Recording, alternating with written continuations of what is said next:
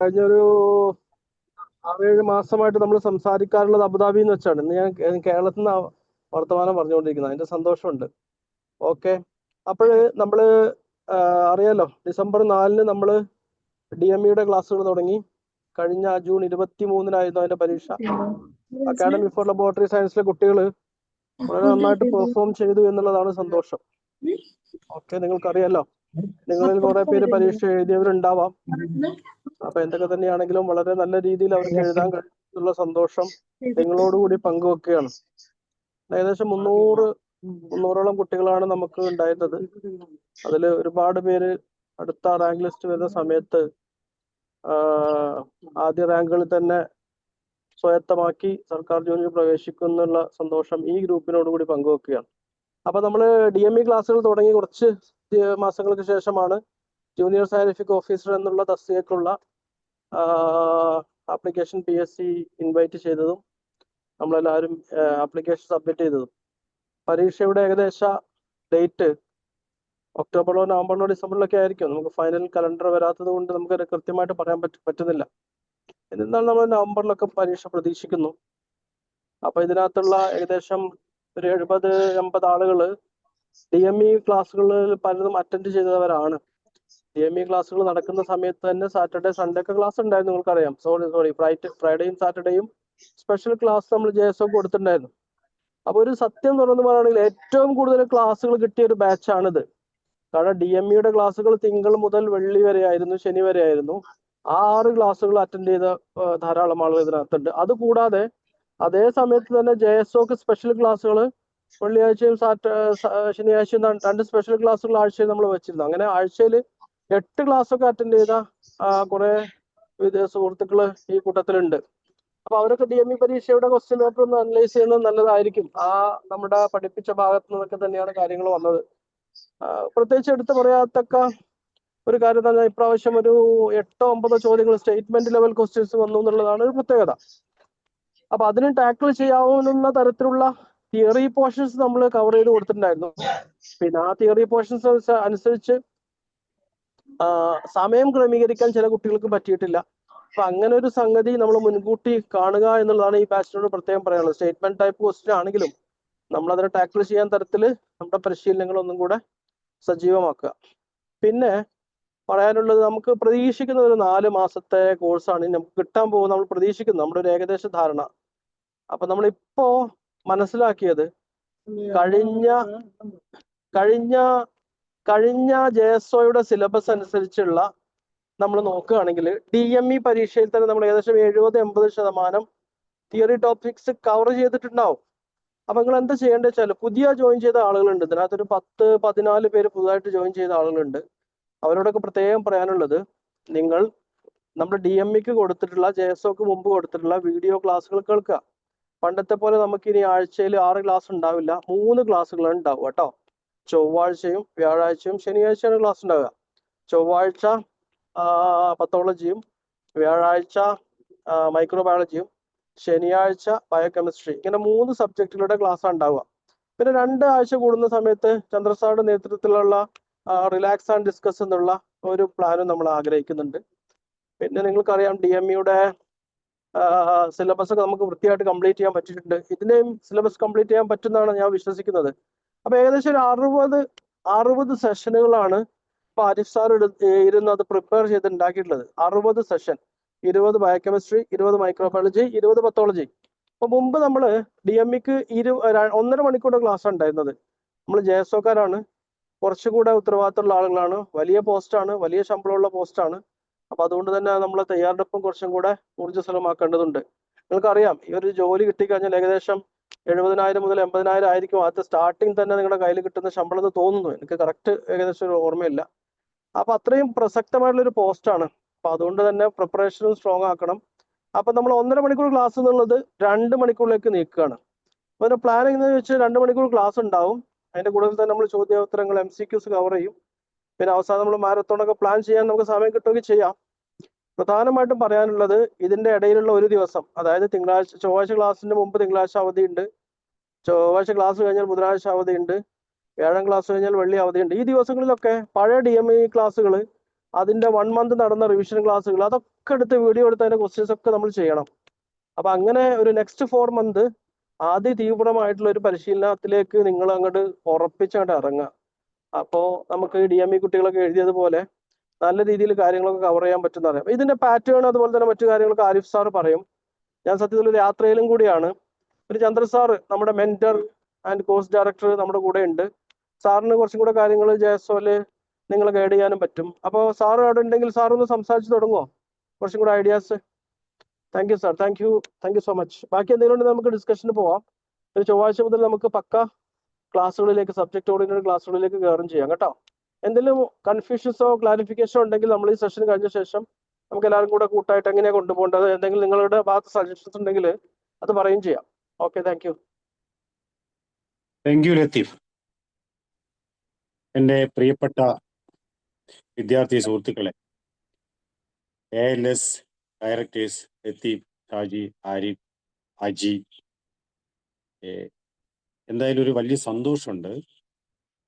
നമ്മൾ academy of laboratory science തുടങ്ങിയത് പല ഉദ്ദേശം വെച്ചിട്ടാണ് തുടങ്ങിയതെങ്കിലും പിന്നെ നമ്മൾ അത് ഒരു PSC കോച്ചിങ് ലെവലിലേക്ക് പെട്ടെന്ന് മാറേണ്ടി വന്നു. വേറെ കുറേ ഉദ്ദേശങ്ങളൊക്കെ ഉണ്ടായിരുന്നു എങ്കിലും PSC കോച്ചിങ്ങിൽ DME ലാബ് ടെക്നീഷ്യൻ വിളിച്ചപ്പോൾ നമ്മൾ എന്തായാലും അതും ഒരു ഇതിൻ്റെ ഭാഗം തന്നെയാണല്ലോ, ഒരു അക്കാഡമിയുടെ ഒരു ഉത്തരവാദിത്വം തന്നെയാണ്. നമ്മൾ കുട്ടികൾ പഠിപ്പിച്ച് ഒരു PSC കോമ്പറ്റേറ്റീവ് എക്സാമിനേഷൻ ഒരുക്കിയെടുക്കുക എന്നുള്ളതും നമ്മളുടെ ഉത്തരവാദിത്വം എന്ന രീതിയിൽ തോന്നിയത് കൊണ്ട് തന്നെയാണ് ആ DME ലാബ് ടെക്നീഷ്യന് വേണ്ടിയിട്ട് നമ്മൾ ഒരു കോച്ചിങ് തുടങ്ങിയത്. പക്ഷെ അത് തുടങ്ങിക്കഴിഞ്ഞ് ആദ്യം കുറേ കുട്ടികളൊക്കെ ജോയിൻ ചെയ്തു. പിന്നീട് ഒരുവിധം നല്ല ക്ലാസ്സുകളൊക്കെ നമുക്ക് കിട്ടി. കുറേ ക്ലാസ്സുകൾ നമുക്ക് നന്നായിട്ട് ഫാക്കൽറ്റീസ് കുറേ ക്ലാസ് എടുത്തു. ഞങ്ങൾ ഫാക്കൽറ്റീസിനൊക്കെ നന്നായിട്ട് ക്ലാസ് എടുക്കുന്ന ആൾക്കാരെയൊക്കെ തേടി പിടിച്ച് പല ആൾക്കാരെയും വിളിച്ച് പല ആൾക്കാരെയും ഇൻ്റർവ്യൂ ചെയ്ത് പിന്നെ അങ്ങനെയൊക്കെ കുറേ നല്ല നല്ല ഫാക്കൽറ്റീസിനെ നമുക്ക് കിട്ടി. ക്ലാസ് എടുക്കുന്ന ആൾക്കാരെ നമുക്ക് കിട്ടിയിരുന്നു. കുറേ ക്ലാസ് എടുത്തു. അതിൽ ഏതാണ്ട് ഇപ്പം ലത്തീഫ് സാർ പറഞ്ഞ മാതിരി തന്നെ ഒരുപാട് ക്ലാസ്സുകൾ അതിൽ നമ്മൾ എടുത്തിട്ടുണ്ട്. ആ DME ലാബ് സിലബസിന്റെ അപ്പുറം നമ്മൾ കവർ ചെയ്തിട്ടുണ്ട്. ആ അപ്പുറം കവർ ചെയ്യാനുണ്ടായിരുന്ന പ്രധാന കാരണം എന്ന് പറഞ്ഞു കഴിഞ്ഞാൽ അതിന് ഉടനെ തന്നെ നമ്മൾ JSOന്റെ ആസ്പിരൻസ് വന്നു, അവരും ജോയിൻ ചെയ്തു. അപ്പോൾ അവരെയും കൂടെ കണക്കാക്കിയിട്ടാണ് പല ക്ലാസ്സുകളും മുന്നോട്ട് പോയിക്കൊണ്ടിരുന്നത്. പിന്നെ ഈ പരീക്ഷയൊക്കെ കഴിഞ്ഞപ്പോൾ ഒരു സന്തോഷം എന്ന് പറഞ്ഞു കഴിഞ്ഞാൽ എന്താ വെച്ചാൽ നമ്മളെ ലത്തീഫ് സാർ പറഞ്ഞ മാതിരി ഈ ഒരുപക്ഷെ റാങ്ക് ലിസ്റ്റ് വരുമ്പോൾ നമ്മുടെ ALSൽ കോച്ചിങ് കിട്ടിയ ALSൽ പഠിച്ച ALSലെ വിദ്യാർത്ഥി സുഹൃത്തുക്കളായ കുറേ കുട്ടികൾ റാങ്ക് ലിസ്റ്റിൽ കടന്നുകൂടാൻ സാധ്യതയുണ്ട്. അതൊരു നല്ല രീതിയിലാവട്ടെ എന്ന് നമ്മൾ ആഗ്രഹിക്കുകയാണ്. ഏതായാലും നമുക്ക് ഇതുവരെ കിട്ടിയവരിത് വെച്ച് നോക്കുമ്പോൾ കുറച്ച് നല്ല മാർക്ക് കിട്ടിയ കുട്ടികൾ അതിലുണ്ട്, കുറേ ആൾക്കാരുണ്ട്. നല്ല രീതിയിൽ അത് പോകും എന്ന് കരുതുക. പിന്നെ ഇതിന് പിന്നിൽ ഒരു കാര്യം ശ്രദ്ധിക്കണം. നമ്മൾ കമ്പയർ ചെയ്യല്ല, പല കോച്ചിങ് സെന്ററുകൾ അല്ലെങ്കിൽ പല കോച്ചിങ് ക്ലാസ്സുകൾ എന്ന് പറഞ്ഞു കഴിഞ്ഞാൽ ക്ലാസ് എടുത്ത് പോവുകയാണ്. പക്ഷെ ഇതിന്റെ പിന്നിൽ നമ്മളെ MLT കമ്മ്യൂണിറ്റീനെ സഹായിക്കണമെന്ന ആഗ്രഹമുള്ള ഒരു 3-4 വ്യക്തികൾ ഇതിന് പിന്നിൽ ശരിക്കും അഹോരാത്രം വർക്ക് ചെയ്തിട്ടുണ്ട്. അത് ശരിക്കും നമ്മൾ അപ്രീഷിയേറ്റ് ചെയ്യേണ്ട ഒരു കാര്യമാണ്. ഇപ്പം ലത്തീഫ് സാറായാലും ഷാജി ആയാലും രാജി സാറായാലും പിന്നെ ആരിഫ് സാറായാലും ഒക്കെ തന്നെ ഇവരൊക്കെ കുറെ ഹാർഡ് വർക്ക് ചെയ്യുന്നുണ്ട്. അതായത് ശരിക്കുള്ള ആ മെറ്റീരിയൽസ് ഓരോരോ സ്റ്റുഡൻറ്റിൻ്റെ അടുത്ത് എത്തിക്കാൻ വേണ്ടിയിട്ട് നല്ലോണം വർക്ക് ചെയ്യുന്നുണ്ട്. അത് ഞാൻ കണ്ടറിഞ്ഞതാണ്. നന്നായിട്ട് വർക്ക് ചെയ്തിട്ടാണ്, നല്ല എഫേർട്ട് എടുത്തിട്ടാണ് ഇത് ഓരോ ആൾക്കാരിലേക്കും എത്തിക്കുന്നത്. പിന്നെ ഇതിൽ ഉള്ള നിങ്ങളോട് പറയാനുള്ള ഒരു കാരണം എന്ന് വെച്ചാൽ അതായത് നമ്മൾ പലരും ഇതിൽ ആദ്യം തന്നെ DME ലാബ് ടെക്നീഷ്യൻ ജോയിൻ ചെയ്തിട്ട് ആദ്യത്തെ കുറച്ച് ദിവസമൊക്കെ കുറേ പേര് ക്ലാസ്സിൽ വന്നു. പിന്നെ ക്ലാസ്സിൽ നിന്ന് പതുക്കെ ആൾക്കാരെ നമ്പർ ഇങ്ങനെ കുറഞ്ഞു വരുന്നു. അപ്പോൾ ഇതിന്റെ കാരണം ക്ലാസ് മോശമായതുകൊണ്ടൊന്നും അല്ല അത് ഇങ്ങനെ കുറഞ്ഞു പോയത്. ക്ലാസ്സുകളൊക്കെ കുഴപ്പമില്ല, നല്ല ക്ലാസ്സുകളൊക്കെ തന്നെയായിരുന്നു. പക്ഷേ ഇതിനെ നമ്മളിപ്പം ക്വസ്റ്റ്യൻ ചോദിക്കുന്നുണ്ട്, ക്വസ്റ്റ്യൻ ഇടുന്നുണ്ട്, ഇടയ്ക്കിടയ്ക്ക് ഓരോ ക്ലാസ് കഴിയുമ്പോൾ ക്വസ്റ്റ്യൻ ഇടും, ക്വസ്റ്റ്യൻ ചോദിക്കും, നിങ്ങൾ കൊണ്ട് ആൻസർ പറയിപ്പിക്കും. അങ്ങനെയൊക്കെ ചെയ്യുമ്പോഴും ഇടയ്ക്കിടയ്ക്ക് ക്ലാസ് മിസ് ചെയ്ത് കുറച്ച് ആൾക്കാർ ആദ്യം ഒരു ക്ലാസ്സിൽ വരും, അടുത്ത ക്ലാസ് കയറൂല. പിന്നെ അടുത്ത ക്ലാസ്സിൽ വരും, അടുത്ത ക്ലാസ് കയറൂല. പിന്നെ കുറച്ച് കാലം കഴിയുമ്പോഴേക്ക് കുറെ ക്ലാസ്സുകൾ അങ്ങ് മിസ്സായി. അതായത് ഇതിനെ കൂടെ കണ്ടിന്യൂ ചെയ്ത് പോകാൻ പറ്റാത്തൊരവസ്ഥ പലർക്കും വന്നു. അതായത് ഞാൻ കുറെ പഠിച്ചിട്ടില്ല, ഇനിയിപ്പോ അതായിട്ട് പഠിക്കാൻ കയറണ്ടേ, അങ്ങനെ പറ്റിയത് കൊണ്ട് കുറെ കണ്ടിന്യൂസ് ആയിട്ട് ഇത് പഠിക്കാൻ പറ്റാത്ത ആൾക്കാർ, കണ്ടിന്യൂസ് ആയിട്ട് ക്ലാസ്സിൽ വരാത്ത ആൾക്കാർ ഈ ക്ലാസ്സിൽ നിന്ന് പതുക്കെ പതുക്കെ വിത്ഡ്രോ ചെയ്ത് പോയി. അത് ഒരു വലിയ ഒരു അതൊരു വലിയ പ്രശ്നമായി മാറിയത്. അതായത് കുറെ ആൾക്കാർ അങ്ങനെ മാറിപ്പോയി. അവർക്ക് ഇതിന്റെ കൂടെ പഠിക്കുന്ന അല്ലെങ്കിൽ ഇതിന്റെ കൂടെ ദിവസവും നിൽക്കുന്ന ആൾക്കാരെ കൂടെ എത്തിപ്പെടാൻ പറ്റാത്തത് കൊണ്ട് അവരെന്ത് ചെയ്തു, സറണ്ടർ ചെയ്തു. ഞാനിത് നിർത്തുകയാണ്, ഇനിയിപ്പോൾ അടുത്ത പരീക്ഷയ്ക്ക് നോക്കാം എന്ന് സറണ്ടർ ചെയ്യണം. അതേസമയത്ത് തുടക്കത്തിലെ ക്ലാസ് തന്നെ കുറെ പഠിച്ച് ദിവസം ക്ലാസ്സിൽ വന്ന് പോയിരുന്നെങ്കിൽ അങ്ങനെ സറണ്ടർ ചെയ്യില്ലായിരുന്നു, അത് കണ്ടിന്യൂ ചെയ്ത് പോവുകയായിരുന്നു. ഇപ്പം ജയസുൽ ഇപ്പം പറഞ്ഞു, ഇപ്പം ലത്തീഫ് സാർ പറഞ്ഞല്ലോ, 100 ചില്ലാൻ ആൾക്കാർ നമ്മൾ രജിസ്റ്റർ ചെയ്യുന്നുണ്ട്. ഇന്നിപ്പോൾ 40ഓളം ആളെ വന്നിട്ടുള്ളൂ. അപ്പം ഇപ്പോഴും ഞാൻ പറയുന്നത് JSO എന്ന് പറഞ്ഞാൽ ഒരു നല്ല കോമ്പറ്റേറ്റീവ് എക്സാമിനേഷൻ ആണ്. കുറെ സാലറി ഉണ്ട്. അങ്ങനെയൊക്കെയുള്ള ഒരു നല്ലൊരു കോമ്പറ്റേറ്റീവ് എക്സാം ആകുമ്പോൾ ഇപ്പോഴും വന്ന ആൾക്കാർ അല്ലെങ്കിൽ ഈ 110 ആൾക്കാർ എന്ത് ചെയ്യണം, ഈ എല്ലാ ക്ലാസ്സിലും വരണം, എങ്ങനെയെങ്കിലും ലൈവ് ക്ലാസ് കേൾക്കണം, പിന്നെ റെക്കോർഡഡ് വീഡിയോ കേൾക്കണം. ഒരു കണ്ടിന്യൂസ് ആയിട്ട് നിങ്ങൾ ഇത് പഠിച്ചുകൊണ്ടേയിരിക്കണം. ഇനിയിപ്പോൾ 4 മാസം തന്നെ പടപടാന്ന് പറഞ്ഞ് പോകും. 4 മാസം വളരെ വേഗത്തിൽ പോകും. അതുകൊണ്ട് ഇന്നെങ്കിലും തൊട്ട് കുറെ പേര് പഠിക്കുന്നവരുണ്ട് ഇതിൽ, അല്ലെങ്കിൽ കുറെ പേര് പഠിക്കുന്നവരുണ്ടാവും. അങ്ങനെ പഠിക്കാത്ത ആൾക്കാരുണ്ടെങ്കിൽ ഇന്ന് തന്നെ നോട്ട്ബുക്കും പേനയും പെൻസിലും എല്ലാ സാധനവും വെച്ചിട്ട് ഈ JSOന്റെ പ്രിപ്പറേഷന് ഇപ്പം തന്നെ ഒരുങ്ങണം. അതിൽ യാതൊരുവിധ മടിയും പാടില്ല. മടിച്ചു കഴിഞ്ഞാൽ പിന്നെ നമുക്ക് ഈ മത്സര പരീക്ഷയിലേക്ക് നമുക്ക് പോകാനാവൂല. അവസാനം എല്ലാവരും പരീക്ഷ ചെയ്യുന്ന മാതിരി തന്നെ അന്ന് നമ്മൾ പോയി പരീക്ഷ ചെയ്തു നമുക്ക് റാങ്കിലൊന്നും എത്തിപ്പെടാൻ പറ്റൂല. അതുകൊണ്ട് നന്നായിട്ട് പഠിക്കണം. പിന്നെ അതിന്റെ സിലബസിനെ പറ്റി പറയാന്ന് വെച്ചാൽ DMEയിലെ നിങ്ങൾ റെക്കോർഡ് വീഡിയോ കേട്ട് കഴിഞ്ഞാൽ തന്നെ കുറെ ക്ലാസ്സുകൾ അതിൽ എടുത്തിട്ടുണ്ട്. പല ക്ലാസ്സുകളും അതിൽ ഈ എന്താ നമ്മുടെ പഴയ JSO സിലബസ് വെച്ച് നോക്കുമ്പോൾ കുറെ ക്ലാസ്സുകൾ കവർ ചെയ്തിട്ടുണ്ട്. അതും കുറച്ച് ഡീറ്റെയിൽഡ് ആയിട്ട് പല ക്ലാസ്സുകൾ എടുത്തിട്ടുണ്ട്.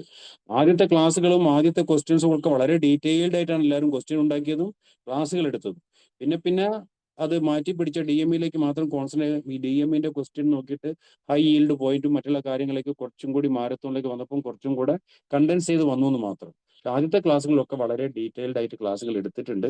ആ റെക്കോർഡഡ് വീഡിയോ ഒക്കെ നോക്കിക്കഴിഞ്ഞാൽ നിങ്ങൾക്ക് കുറച്ച് ഡീറ്റെയിൽഡ് ആയിട്ട് ഇത് എക്സ്പ്ലെയിൻ ചെയ്ത് കിട്ടും. പിന്നെ ഒരു കാര്യം, ഇത് എന്ന് പറഞ്ഞാൽ നിങ്ങളെപ്പോലെ തന്നെയുള്ള, അതായത് ഈ JSOയിൽ വന്നിരിക്കുന്ന ആളെ പോലെ തന്നെയുള്ള ആൾക്കാരാണ് പലരും ക്ലാസ് എടുക്കുന്നത്.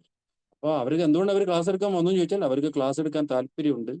അവര് ക്ലാസ് എടുത്ത് മറ്റുള്ളവരെ പഠിപ്പിക്കാനുള്ള ആഗ്രഹമുണ്ട്. അങ്ങനെ ആഗ്രഹം കൊണ്ട് മാത്രമാണ് അവരിങ്ങോട്ട് വന്നത്. നിങ്ങളുടെ ഇടയിലുള്ള ആൾക്കാരും എന്ന് പറഞ്ഞാൽ അതേമാതിരിയുള്ള ആൾക്കാരാണ്, അതിലും കഴിവുള്ള ആൾക്കാരൊക്കെ നിങ്ങളുടെ ഇടയിലുണ്ട്. അതുകൊണ്ട് നിങ്ങൾക്ക് ഈ സിലബസ് നോക്കിയിട്ടോ അല്ലെങ്കിൽ എന്തെങ്കിലും സജഷൻസ് ഉണ്ടെങ്കിലോ അങ്ങനെ നമ്മളുടെ JSOയുടെ കോച്ചിങ് കുറച്ചും കൂടി എഫക്റ്റീവായിട്ട് എങ്ങനെ കൊണ്ടുപോകാന്നുള്ള നിങ്ങളുടെ സജഷനും നമ്മളിപ്പോൾ ആരിഫ് സാർ ഇത് പറഞ്ഞതിന് ശേഷം അതും കൂടെ ഒരു ഡിസ്കഷൻ ആയിട്ട് വരണം. അതിനൊരു സമയം ഉണ്ടാവും ഞാൻ കരുതുന്നു. അപ്പോൾ അത് നിങ്ങൾ ഓർത്ത് വെക്കുക, എങ്ങനെ നമുക്ക് ഈ JSO കോച്ചിങ് ക്ലാസ്സിനെ വളരെ എഫക്റ്റീവായിട്ട് കൊണ്ടുപോകാൻ പറ്റും എന്നുള്ളത് നിങ്ങളുടെ അഭിപ്രായം വളരെ വിലപ്പെട്ടതാണ്. ആ അഭിപ്രായം പറയുക. പിന്നെ മറ്റൊന്നും പറയാനില്ല. അതായത് നിങ്ങൾ പേന പെൻസില് അങ്ങനെയുള്ള കാര്യങ്ങളും വെച്ചിട്ട് ഇന്ന് തൊട്ട് തന്നെ ഇപ്പം തൊട്ട് തന്നെ ആ പഠനം എവിടെയോ നിർത്തി വെച്ചിട്ടുണ്ടെങ്കിൽ ആ പഠനം കണ്ടിന്യൂ ചെയ്ത് പോവുക. എന്നിട്ട് പരമാവധി നമുക്ക് ആ റാങ്ക് ലിസ്റ്റിൽ വരാൻ എല്ലാവരും ശ്രമിക്കണം. കോമ്പറ്റീഷൻ ആണ്, എല്ലാവർക്കും എല്ലാം കിട്ടണമെന്നില്ല. എന്നാലും മത്സരിക്കണം, ശക്തമായ ഒരു മത്സരം ഉണ്ടാവണം. എല്ലാവരും മത്സരിക്കണം, എല്ലാവരും നന്നായിട്ട് പഠിക്കണം. നമ്മുടെ ആഗ്രഹം നിങ്ങൾ എല്ലാവരും ഈ റാങ്ക് ലിസ്റ്റിൽ വരണം എന്ന് തന്നെയാണ് നമ്മുടെ ആഗ്രഹം. അപ്പൊ അതുകൊണ്ട് ഇത്രയൊക്കെ പറയാനുള്ളൂ. ഇത് ശേഷമുള്ള ഡിസ്കഷനിലൊന്നും എല്ലാവരും ആക്റ്റീവായിട്ട് പങ്കെടുക്കുക. പിന്നെ സിലബസ് തന്നെ ആണെങ്കിൽ കുറച്ച് കാര്യങ്ങൾ, ഇപ്പോൾ പത്തോളജി ഒക്കെ ഞാൻ പഴയ സിലബസ് വെച്ച് നോക്കിയപ്പോൾ കുറച്ച് കാര്യങ്ങൾ മാത്രമേ നമുക്ക് ആഡ് ചെയ്യാനുണ്ടാവുള്ളൂ. ഇപ്പൊ അനീമിയ ലുക്കീമിയൊക്കെ അന്നത്തെ ക്ലാസ്സിൽ തന്നെ എടുത്തു. അങ്ങനെ പിന്നെ ഉള്ളത് ഒരു ഇലക്ട്രോൺ മൈക്രോസ്കോപ്പി ടെക്നിക്സുകൾ കുറച്ച് എടുക്കാനുണ്ട്. പിന്നെ കൊയാഗുലേഷനിൽ കുറച്ചും കൂടെ അപ്ലൈഡ് ഫംഗ്ഷൻ ടെസ്റ്റ് ഒക്കെ കുറച്ചും കൂടെ എടുക്കാനുണ്ട്. ബ്ലഡ് ബാങ്കും ഏതാണ്ട് ജേഷൻ സാർ കുറെ നന്നായിട്ട് എടുത്തതാണ്, വലിയ കൂടുതലായിട്ട്. സൈറ്റോളജി പിന്നെ ഒന്നും ഉണ്ടാവില്ല, അത് ദീപ മാഡം കുറെ കാര്യങ്ങളൊക്കെ വളരെ ഡീറ്റെയിൽ ആയിട്ട് എടുത്തിട്ടുണ്ട്. സിലബസിൽ കൂടുതൽ അതായത് JSOന്റെ പഴയ സിലബസിനേക്കാൾ കൂടുതൽ കവർ ചെയ്തിട്ടുണ്ട്. അങ്ങനെ പത്തോളജി വൈസ് നോക്കുമ്പോൾ വലുതായിട്ടൊന്നും ആഡ് ചെയ്യാൻ അങ്ങനെ ഒന്നുമില്ല. പിന്നെ മ്യൂസിയം മൗണ്ടിങ് ഒക്കെ കാണുന്നുണ്ട്. അങ്ങനെ കുറച്ച് കാര്യങ്ങളൊക്കെ ഉണ്ടാകും. അങ്ങനെ നിങ്ങൾ ഒന്നുകിൽ പഴയ സിലബസ് വെച്ച് നോക്കുക, പുതിയ സിലബസ് വന്നു കഴിഞ്ഞാലും ഏതൊക്കെയാണോ നിങ്ങൾക്ക് വേണ്ട ക്ലാസ്സുകൾ, ഏതൊക്കെയാണോ ഡിസ്കഷൻ വേണ്ടത്, അതൊക്കെ ഒന്ന് നോട്ട് ചെയ്ത് വെക്കുക. അത് നമ്മളുടെ ഇതിൻ്റെ ഡയറക്ടേഴ്സിനെ അറിയിക്കുക, അല്ലെങ്കിൽ ഗ്രൂപ്പിൽ അറിയിക്കുക. അങ്ങനെ എല്ലാവരും വളരെ ഊർജ്ജസ്വലമായിട്ട് പഠിക്കുക, പഠിച്ചിട്ട് റാങ്കിൽ എത്തിപ്പെടാൻ ശ്രമിക്കുക. അപ്പോൾ all the best. Thank you. Thank you sir. Arif sir, നമ്മളെ ഒരു പാറ്റേൺ എന്താണ് നമ്മൾ ഉദ്ദേശിക്കുന്നത്, ജസ്റ്റ് ഒന്ന് ഡിസ്ക്രൈബ് ചെയ്യാമോ അവർക്ക്?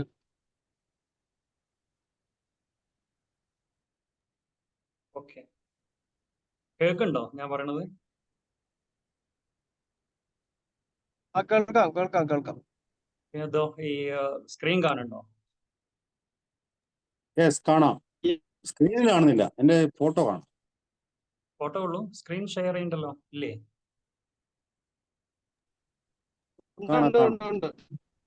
ഓക്കെ, ഇതിലിപ്പോ നമ്മളെ ലാസ്റ്റ് അവൈലബിൾ ആയിട്ടുള്ള സിലബസ് വെച്ചിട്ട് നമ്മൾ സെഷൻസ് ആയിട്ട് സ്പ്ലിറ്റ് ചെയ്തതാണ് ഇപ്പോൾ ഞാൻ സ്ക്രീനിൽ കാണിക്കുന്നത്. എന്ന് പറഞ്ഞാൽ നമുക്ക് എന്താ പറയാ, ടൈം ഒരു വെല്ലുവിളി തന്നെയാണ്. നമുക്കൊരിക്കലും ഇനിയും ഇൻഡെപ്ത് ക്ലാസ് എടുത്തിട്ട് പോയാൽ ചിലപ്പോൾ നമുക്ക് എവിടെ എത്താൻ പറ്റില്ല.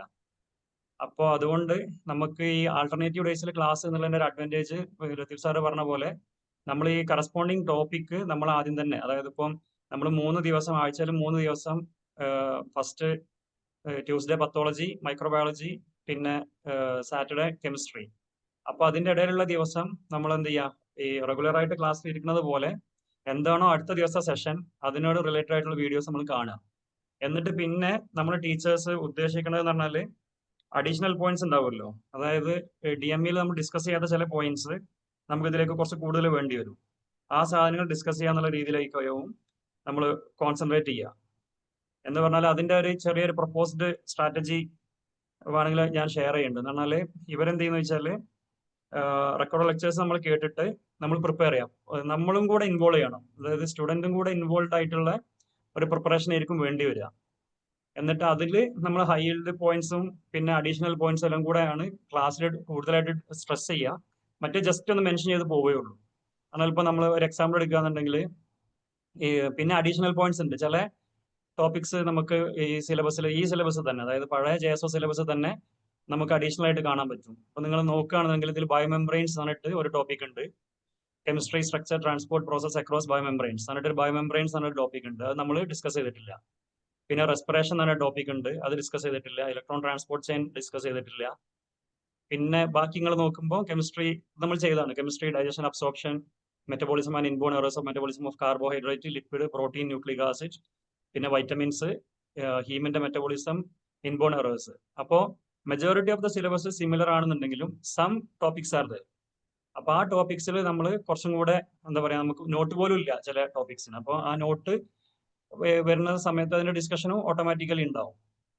പിന്നെ ഇപ്പോൾ എൻസൈംസിൽ നമ്മൾ നോക്കുകയാണെന്നുണ്ടെങ്കിൽ എൻസൈംസ് ഇൻ ഇൻഡസ്ട്രിയൽ ടെക്നോളജി, കാര്യം എന്ന് പറഞ്ഞാൽ ഇത് ബാക്കിയുള്ള ആൾക്കാരും കൂടെ എഴുതുന്ന ഒരു എക്സാം ആയതുകൊണ്ട് ചില ടോപ്പിക്സ് എന്താണ് അവർക്കും കൂടെ എക്സ്പെർട്ടീസ് ഉള്ള ടോപ്പിക്സ് ഉണ്ടാവും.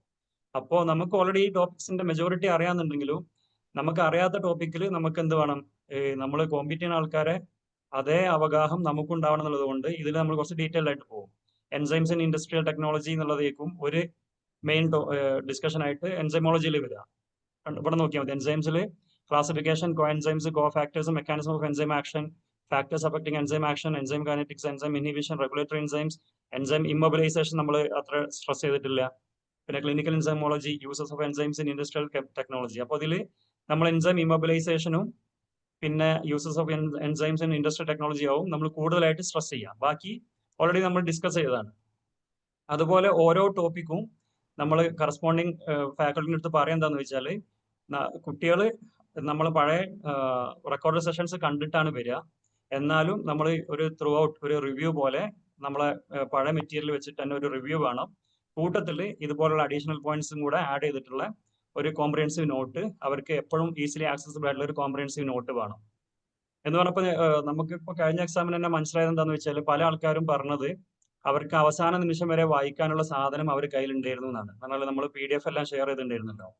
അപ്പൊ അതുപോലെ ആ നോട്ട്, അപ്പം എല്ലാ ടോപ്പിക്കിലും ആക്സസിബിൾ ആയിട്ടുള്ള ഒരു നോട്ട് ഉണ്ടാവണം. ഇനിയിപ്പോ ഇങ്ങനെ വായിച്ചിങ്ങനെ പോകുമ്പോൾ ഇൻസ്ട്രുമെന്റേഷൻ ആൻഡ് മെത്തഡോളജി, അതിൽ സോണിക്കേറ്റർ പണ്ടത്തെ സിലബസിലില്ല, സോണിക്കേറ്റർ.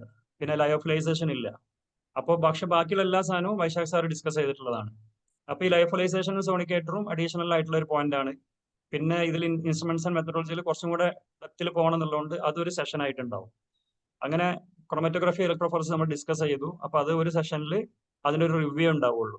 പക്ഷെ അതിന് വേണ്ടി നമുക്ക് ശരിക്കും 2-3 സെഷൻസ് ഓൾറെഡി വീഡിയോ ലെസൺസ് ഉണ്ട്. അപ്പൊ അത് നമ്മൾ ആ വീഡിയോ ലെസൺസ് കംപ്ലീറ്റ് നമ്മൾ കാണണം. അത് കഴിഞ്ഞിട്ട് അതായത് വെള്ളിയാഴ്ച അത് കാണുക, ശനിയാഴ്ച ക്രൊമറ്റോഗ്രഫി ആൻഡ് ഇലക്ട്രോഫോറസിന്റെ റിവ്യൂ സെഷൻ പോലെയാണ് ഉണ്ടാവുക. അപ്പോൾ പക്ഷെ എന്താവെന്ന് വെച്ചാൽ എല്ലാ സാധനവും വീണ്ടും ഒന്നും കൂടെ നമ്മൾ ഡിസ്കസ് ചെയ്ത് പോകും. നമ്മൾ ഇതൊക്കെ ഇരുന്നില്ലേ, എന്താ പറയാ, നമ്മൾ മാരത്തോൺ സെഷൻസിലൊക്കെ ഇരുന്നില്ലേ, മാരത്തോൺ സെഷൻസിൽ നമ്മൾ ഇരുന്ന സമയത്ത് നമുക്ക് എല്ലാ ടോപ്പിക്കും നമ്മൾ ടച്ച് ചെയ്ത് പോയല്ലോ. പക്ഷെ അത് കുറച്ചും കൂടെ ഫാസ്റ്റർ റിവ്യൂ ആയിരുന്നു. ഇത് കുറച്ചും കൂടെ എന്താവും, സ്ലോ ആയിട്ട് ഈ ഡീപ്പ് ആയിട്ടുള്ള റിവ്യൂ ആണ് ഉണ്ടാവുക. എന്തെങ്കിലും അഡീഷണൽ പോയിന്റ്സ് വേണമെന്നുണ്ടെങ്കിൽ അതങ്ങനെ മെൻഷൻ ചെയ്തിട്ട് പോവും. പിന്നെ ഇതിൽ ഹോർമോൺസ് ഓക്കെയാണ്, ക്വാളിറ്റി കൺട്രോൾ ഓക്കെയാണ്, ഓട്ടോമേഷൻ ഓക്കെയാണ്, ബഫർ സിസ്റ്റംസ് ഓക്കെയാണ്, ഡീടോക്സിഫിക്കേഷൻ, ഇതെല്ലാം നമ്മൾ ഓൾറെഡി ഡിസ്കസ് ചെയ്ത് പോയ സാധനങ്ങളാണ്. അപ്പോൾ ഇത് നിങ്ങളുടെ അടുത്തും ഷെയർ ചെയ്യും. ഈ മോഡ്യൂൾസ് എല്ലാം നമ്മൾ ഷെയർ ചെയ്യും. പക്ഷെ ഞാനിപ്പോൾ ഫാക്കൾട്ടി ഓൾറെഡി അസൈൻഡ് ആണ്, ഡേറ്റ് പക്ഷെ അസൈൻഡ് അല്ല. ഡേറ്റ് അസൈൻഡ് അല്ലാത്ത എന്താന്ന് വെച്ചാൽ ഫാക്കൾട്ടിന്റെ അവൈലബിലിറ്റിയും കൂടെ നോക്കേണ്ടിയുള്ളത് കൊണ്ട് മാത്രമാണ്. പക്ഷെ സെഷൻ നമ്മൾ അറ്റ്ലീസ്റ്റ് ഇത്രയും സെഷൻ എടുത്താലേ നമുക്ക് ടോപ്പിക് കവർ ചെയ്യാൻ പറ്റുള്ളൂ. അപ്പോൾ അതുകൊണ്ട് ആദ്യത്തെ ആഴ്ചകളിൽ നമ്മൾ 3 ദിവസമാണ് ഇപ്പൊ പറഞ്ഞ പോലെ ചൊവ്വയും പിന്നെ വ്യാഴവും ശനിയും മാത്രമായിട്ടാണ് ക്ലാസ് എന്നുണ്ടെങ്കിലും ചിലപ്പോൾ എക്സാം നോട്ടിഫിക്കേഷൻ വന്നു കഴിഞ്ഞാൽ നമുക്ക് ഫ്രീക്വൻസി കൂട്ടേണ്ടി വരും. പിന്നെ ലത്തീഫ് സാറ് പറഞ്ഞ പോലെ അറ്റ്ലീസ്റ്റ് 2 hours വേണ്ടി വരും ഒരു സെഷൻ. അപ്പോൾ നിങ്ങൾ 8 to 10 അല്ലെങ്കിൽ 7:30 to 9:30 ആണെന്നുണ്ടെങ്കിൽ you have to try your level best to attend the class live. എന്ന് പറഞ്ഞാൽ 7:30 to 9:30 ആവും പ്രിഫേർഡ് ടൈം. അപ്പോൾ 2 മണിക്കൂർ ചിലപ്പോൾ ചില ടീച്ചേഴ്സ് പറയും ആ 2 മണിക്കൂർ കൊണ്ട് ചിലപ്പോൾ തീരില്ല എന്ന് പറയാന്നുണ്ടെങ്കിൽ നമ്മൾ എക്സ്റ്റൻഡഡ് സെഷൻസ്, ഈ സെഷന്റെ എണ്ണം അങ്ങനെ തന്നെ ഉണ്ടാവുള്ളൂ, പക്ഷെ അവേഴ്സ് കൂട്ടും. അതായത് നമുക്ക് വേണ്ടത് ഇതിന്റെ കണ്ടന്റ് ഫുള്ള് നിങ്ങൾക്ക് ഡെലിവർ ചെയ്യാന്നുള്ളതാണ്. പിന്നെ ഇനിയിപ്പം കെമിസ്ട്രി കഴിഞ്ഞിട്ട് ഇപ്പോൾ ഇമ്മ്യൂണോളജി, മോളിക്കുലർ ബയോളജിയിൽ ചില സാധനങ്ങൾ നമ്മൾ ഡിസ്കസ് ചെയ്യാത്ത സാധനങ്ങളുണ്ട്. റീകോmbinant DNA ടെക്നോളജി, റെസ്ട്രിക്ഷൻ എൻഡോന്യൂക്ലിയസ്, ഈ റെസ്ട്രിക്ഷൻ എൻഡോന്യൂക്ലിയസ് DNA ലഗേജ് പറഞ്ഞിട്ടുണ്ട്. പക്ഷെ ഇവിടേക്ക് വരുമ്പം നമ്മളെ ഇവിടെ ചില സാധനങ്ങൾ നമ്മൾ ഡിസ്കസ് ചെയ്തിട്ടില്ല. ഓപ്പറോണൊക്കെ ഉണ്ട് ഇതിൽ, ഓപ്പറോണൊന്നും നമ്മൾ ഡിസ്കസ് ചെയ്തിട്ടില്ല. അപ്പൊ അങ്ങനത്തെ ഡിസ്കസ് ചെയ്യാത്ത സാധനങ്ങൾ കുറച്ച് ഇൻഡെപ്ത് ആയിട്ട് പറയും, എന്നാൽ JSO ലെവലിൽ പറയും. ബാക്കിയുള്ള സാധനങ്ങൾ നമ്മൾ എന്താ പറയുക, നമ്മളെ റെക്കോർഡ് സെഷൻസ് ഒരു റിവ്യൂ മെറ്റീരിയൽ ആയിട്ട് നമ്മൾ യൂസ് ചെയ്യുന്നത് വേണം. എന്നാലേ നമുക്ക് റിയലിസ്റ്റിക് ആയിട്ട് ഫിനിഷ് ചെയ്യാൻ പറ്റുള്ളൂ. അല്ലാന്നുണ്ടെങ്കിൽ നമ്മൾ അനുസ്യൂതം എന്താ പറയാ, ഒരു നമുക്കൊരു ഇതുണ്ടാവില്ല, ഒരു എൻ പോയിന്റ് ഉണ്ടാവില്ല. പിന്നെ മൈക്രോബയോളജിയിൽ കൂടുതലായിട്ട് വാക്സിൻസ് ആൻഡ് ഇമ്മ്യൂണൈസേഷൻ എന്നൊരു ടോപ്പിക് തന്നെ ഉണ്ട്. അപ്പൊ അത് ആഡ് ചെയ്തിട്ടുണ്ട്. പിന്നെ മൈക്രോമെട്രി ഓൾറെഡി ഇത് ഡിസ്കസ് ചെയ്താണ്. ശരിക്കും മൈക്രോമെട്രി നമ്മൾ ഓൾറെഡി ഡിസ്കസ് ചെയ്താണ്, എന്നാലും അതിന്റെ ഒരു റിവ്യൂ ഉണ്ടാവും. പിന്നെ ജനറ്റിക് എഞ്ചിനീയറിംഗ് പുതിയ ടോപ്പിക്കാണ്. അങ്ങനെ അതായത് ഇപ്പൊ ഉള്ള സിലബസ് വെച്ചിട്ട് നമ്മളിതിന്റെ എല്ലാ പോയിന്റ്സും വെച്ചിട്ടാണ് ഈ ഷെഡ്യൂളുകൾ ഉണ്ടാക്കിയിട്ടുള്ളത്. പിന്നെ medically important bacterial infections, pathogenesis, epidemiology, isolation and identification, clinical specimens and diagnostic methods എന്നുള്ള ഒരു ഹെഡിങ്ങിൽ നമുക്ക് ഈ മെഡിക്കലി ഇമ്പോർട്ടന്റ് ബാക്ടീരിയ എന്നുള്ളതിന്റെ എക്സ്പാൻഷൻ ആണ് എന്ത്, ഈ സാധനങ്ങളെല്ലാം. അതായത് ഈ ഒരു ക്ലാസ്സിൽ നമ്മൾ staph, strep, pneumococci, Neisseria, Corynebacterium, bacillus, clostridium, non sporing anaerobes, ഇത്രയും സാധനം നമ്മൾ ഡിസ്കസ് ചെയ്യും ഒറ്റ ക്ലാസ്സിൽ. കാര്യം പറഞ്ഞാൽ അത്രേ ഉള്ളൂ നമുക്ക് സമയം. അപ്പോൾ അതിനുവേണ്ടി എന്ത് ചെയ്യണമെന്ന് വെച്ചാൽ ഈ സ്റ്റാഫും സ്ട്രെപ്പും ഒക്കെ നമുക്ക് ചിലപ്പോൾ 2 ക്ലാസ്സുകളോ 3 ക്ലാസ്സുകളൊക്കെ ആയിട്ടാണ് നമ്മൾ പണ്ട് ഡിസ്കസ് ചെയ്തിട്ടുള്ളത്. അപ്പൊ ആ 3 ക്ലാസ്സും നമ്മൾ തലേന്നത്തെ ദിവസം കേൾക്കണം. എന്നിട്ട് ഇതിന്റെ ഒരു അഡീഷണൽ പോയിന്റ്സും പിന്നെ റിവ്യൂ ആണ് നമ്മൾ പ്ലാൻ ചെയ്യുന്നത്, ഈ 5th സെഷൻ എന്നുള്ള മൈക്രോബയോളജിയിൽ ഉദ്ദേശിക്കുന്നത്. പിന്നെ അടുത്ത ദിവസം നോക്കുമ്പോൾ എൻഡ്രോബാക്ടീരിയസി, ഇത്രയും ഓർഗാനിസംസ് വരും. അങ്ങനെ ഓരോ ദിവസവും ഓർഗാനിസംസ് എന്ന് പറഞ്ഞിട്ട് 4 ദിവസമാണ് നമുക്ക് ബാക്ടീരിയോളജിയിൽ ഈ ടോപ്പിക് ഡിസ്കസ് ചെയ്യാനുള്ളത്. അവരെ സിലബസിലാകെ പറഞ്ഞിട്ടുള്ളത് medically important bacteria, bacterial infections, pathogenesis, epidemiology, isolation and identification, clinical specimens and diagnostic methods എന്ന് മാത്രമേ പറഞ്ഞിട്ടുള്ളൂ. പക്ഷേ ഈ ഓരോ aspect of all these organisms നമ്മൾ എന്ത് ചെയ്യും, ഡിസ്കസ് ചെയ്യും.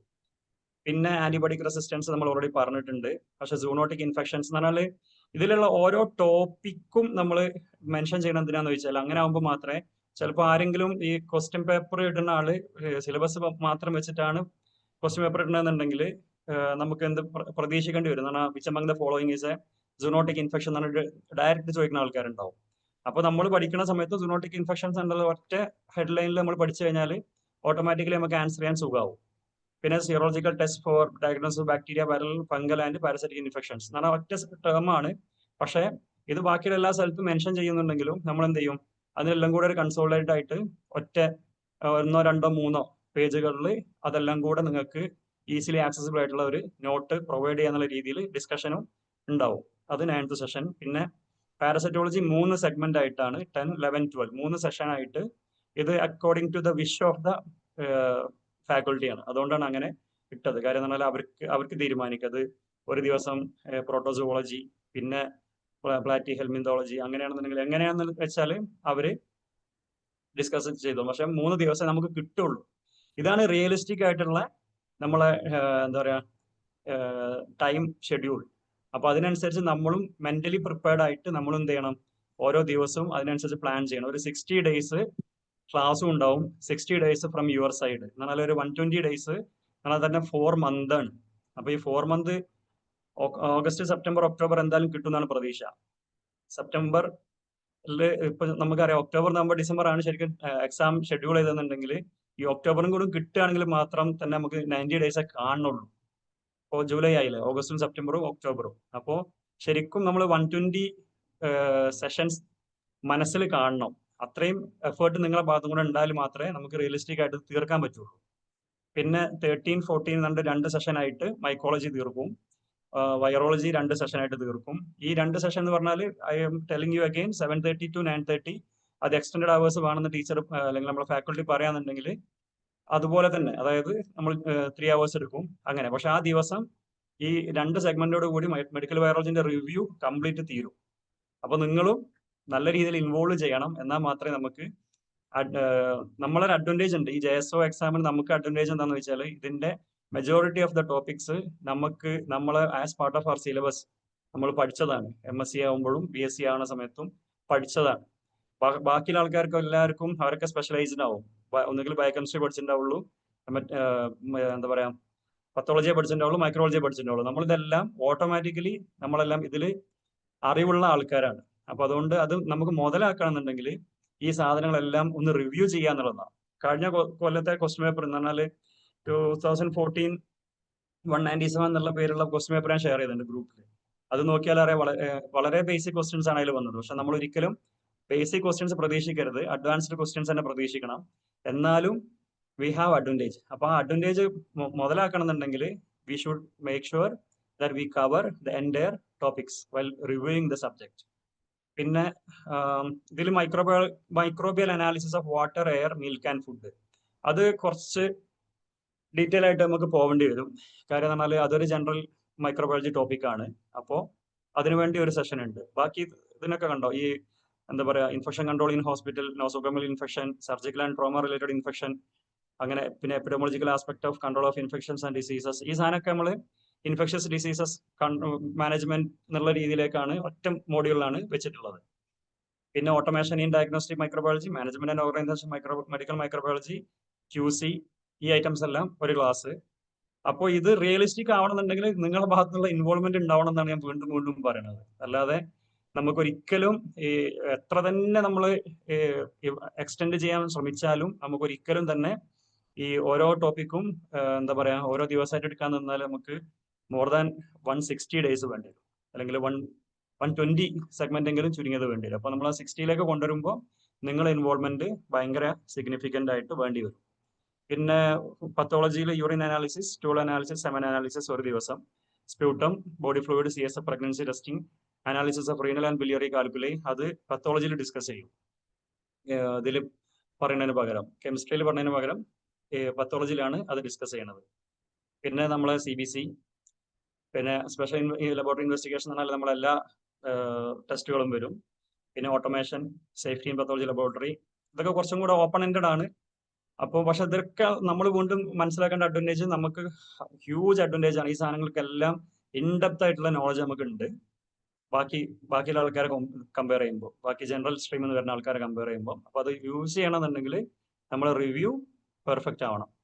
പിന്നെ QC, haematology, cytology, histopathology, clinical pathology laboratory and blood bank എല്ലാം കൂടെ ഒരൊറ്റ ദിവസം ഡിസ്കസ് ചെയ്യാനുള്ള കാര്യം. അങ്ങനെ വരുമ്പോൾ നമുക്ക് എന്താ പറയാ, ആ കണ്ടന്റ് ഡെലിവർ ചെയ്യാൻ സുഖമാണ്. ആ കണ്ടന്റ് ഡെലിവർ ചെയ്യാൻ സുഖം മാത്രമല്ല, അതിൽ ഉള്ള എല്ലാ ആസ്പെക്ട്സും ഡിസ്കസ് ചെയ്ത് നമുക്ക് ഉറപ്പിക്കാനും പറ്റും, ഉറപ്പുവരുത്താനും പറ്റും. ഓക്കെ. പിന്നെ അനീമിയ ഒക്കെ നമ്മൾ ഓൾറെഡി ഡിസ്കസ് ചെയ്താണ് ഈ സാധനങ്ങളൊക്കെ. അനീമിയ, പ്ലേറ്റ്ലെറ്റ്, ഇതെല്ലാം എനിക്ക് തോന്നുന്ന JSO സ്പെഷ്യൽ ക്ലാസ്സും എടുത്തിട്ടുണ്ട്. എന്നാലും നമ്മൾ വീണ്ടും ഡിസ്കസ് ചെയ്യും. പിന്നെ ഫിക്സേറ്റീവ്സ്, ഡീകാൽസിഫിക്കേഷൻ, മൈക്രോട്ടോമി ആൻഡ് ഫ്രോസൺ സെക്ഷനിങ്. ഇതിൽ ആകെ കൂടുതലായിട്ടുള്ളത് എന്താണ്, വളരെ കുറച്ച് ടോപ്പിക്സ് ആണ് കൂടുതലായിട്ടുള്ളത്. മ്യൂസിയം മൗണ്ടിങ് ടെക്നിക്ക് പുതിയ ടോപ്പിക്കാണ്. പിന്നെ molecular markers of malignant neoplasm, പിന്നെ HLA typing and cross matching, MHC antigen and its importance in transplantations. ഇതെല്ലാം നമ്മൾ പണ്ട് കാണാത്ത ടോപ്പിക്സ് ആണ്. അപ്പോൾ അതിനൊക്കെ നമ്മളെ സ്പെഷ്യലൈസ്ഡ് ഇതുണ്ടാവും. അതിനു വേണ്ടിയാണ് കണ്ടത്. അതിനൊക്കെ ഒരു ദിവസം അല്ലെങ്കിൽ ഒരു സെഷൻ കംപ്ലീറ്റ് ആയിട്ടുണ്ടാവും. ഈ മ്യൂസിയം മൗണ്ടിങ് ടെക്നിക്ക് ഒരു 1.5 മണിക്കൂറെങ്കിലും ചുരുങ്ങിയത് എടുക്കും. പിന്നെ മോളിക്കുലർ മാർക്കേഴ്സ് ഒരു 30 മിനിറ്റ്സ്. പിന്നെ ട്യൂമർ മാർക്കേഴ്സ് ഓൾറെഡി ഇതിലുള്ളത് ഒരു 30 മിനിറ്റ്സ്. അങ്ങനെ ഇതൊക്കെ ചില എക്സ്റ്റെൻഡഡ് സെഷൻ ആയിട്ടാവും പോവുക. അത്രയും നമ്മൾ എഫേർട്ട് എടുക്കും. കൂടുതൽ നിങ്ങൾ എഫേർട്ടും കൂടെ ഉണ്ടാവണം എന്നാണ് വീണ്ടും പറയണത്. പിന്നെ ഇതിൽ molecular diagnostic techniques in diagnosis of hematological disorders, FISH, flow cytometry, immunophenotyping, ഈ ഐറ്റംസ് എല്ലാം, അതായത് ഇതൊക്കെയാണ് ഇതിൽ അഡ്വാൻസ്ഡ് ടോപ്പിക്സ്. ഈ അഡ്വാൻസ്ഡ് ടോപ്പിക്സിനെല്ലാം നമ്മൾ എന്ത് ചെയ്തിട്ടുണ്ട്, ഓരോ ദിവസം തന്നെ ഷെഡ്യൂൾ ചെയ്തിട്ടുണ്ട്. അപ്പോൾ ഇതിൽ നിന്നാണ് ചോദ്യങ്ങൾ പ്രതീക്ഷിക്കുന്നതും. കാര്യം എന്ന് പറഞ്ഞാൽ നോർമൽ ക്വസ്റ്റ്യൻസ് എല്ലാം ഇപ്പൊ നമുക്ക് ഏകദേശം ഫേസ് ചെയ്യാൻ പറ്റും, നമുക്ക് ആൻസർ ചെയ്യാൻ പറ്റും എന്നുള്ളത് തന്നെയാണ് വിശ്വാസം. അഡ്വാൻസ്ഡ് ടോപ്പിക്സിലാണ് നമ്മൾ കൂടുതൽ സ്ട്രെസ് കൊടുക്കേണ്ടത്. അപ്പോൾ അതെല്ലാം നമുക്ക് അറ്റ്ലീസ്റ്റ് ഒരു നല്ലൊരു റെഫറൻസ് മെറ്റീരിയൽ എങ്കിലും നമുക്ക് കിട്ടുക എന്നുള്ളതാണ് എന്തിന്, എക്സാമിന്റെ പ്രിപ്പറേഷനിൽ ഏറ്റവും സിഗ്നിഫിക്കൻറ്റ്. അത് ആ റെഫറൻസ് മെറ്റീരിയലിന്റെ ഇത് കോൺട്രിബ്യൂഷൻ ത്രൂ അവർ ഫാക്കൽറ്റി നമുക്ക് ചെയ്യാൻ പറ്റും. പക്ഷെ നിങ്ങളുടെ ഭാഗത്തുനിന്നും എഫേർട്ട് എടുത്തിട്ട് പഠിക്കും വേണം. പിന്നെ ക്രോമസോം ഓർഗനൈസേഷൻ ആൻഡ് റിലേറ്റീവ്, ഇതൊക്കെ നമ്മൾ ഡിസ്കസ് ചെയ്ത ടോപ്പിക്സ് തന്നെയാണ്. സൈറ്റോളജിയും സൈറ്റോജനറ്റിക്സും. പിന്നെ ബ്ലഡ് ഗ്രൂപ്പ് ആന്റിജൻ, ഇതിൽ പുതുതായിട്ട് ബാങ്കിൽ അങ്ങനെ പുതുതായിട്ട് വേറെ ടോപ്പിക്സ് ഒന്നുമില്ല. പക്ഷെ ഇത് ഇപ്പോഴുള്ള എക്സിസ്റ്റിംഗ് സിലബസ് വെച്ചിട്ടുള്ള ഷെഡ്യൂളാണ്. ഷെഡ്യൂൾ മീൻസ് എന്താ പറയാ, ഈ ടോപ്പിക് ഡിവിഷൻസ് ആണ്. ഇൻ കേസ് എന്തെങ്കിലും ചേഞ്ച് ഉണ്ടെന്നുണ്ടെങ്കിൽ അതും നമുക്ക് അക്കോമഡേറ്റ് ചെയ്യാൻ പറ്റും. പക്ഷെ നമുക്ക് ടൈം ഇല്ലാത്തത് കൊണ്ട് effort from both the side നമുക്ക് വേണ്ടി വരും. പിന്നെ ഇനി നിങ്ങൾക്ക് എന്തെങ്കിലും പറയാനുണ്ടെന്നുണ്ടെങ്കിൽ പറയണം.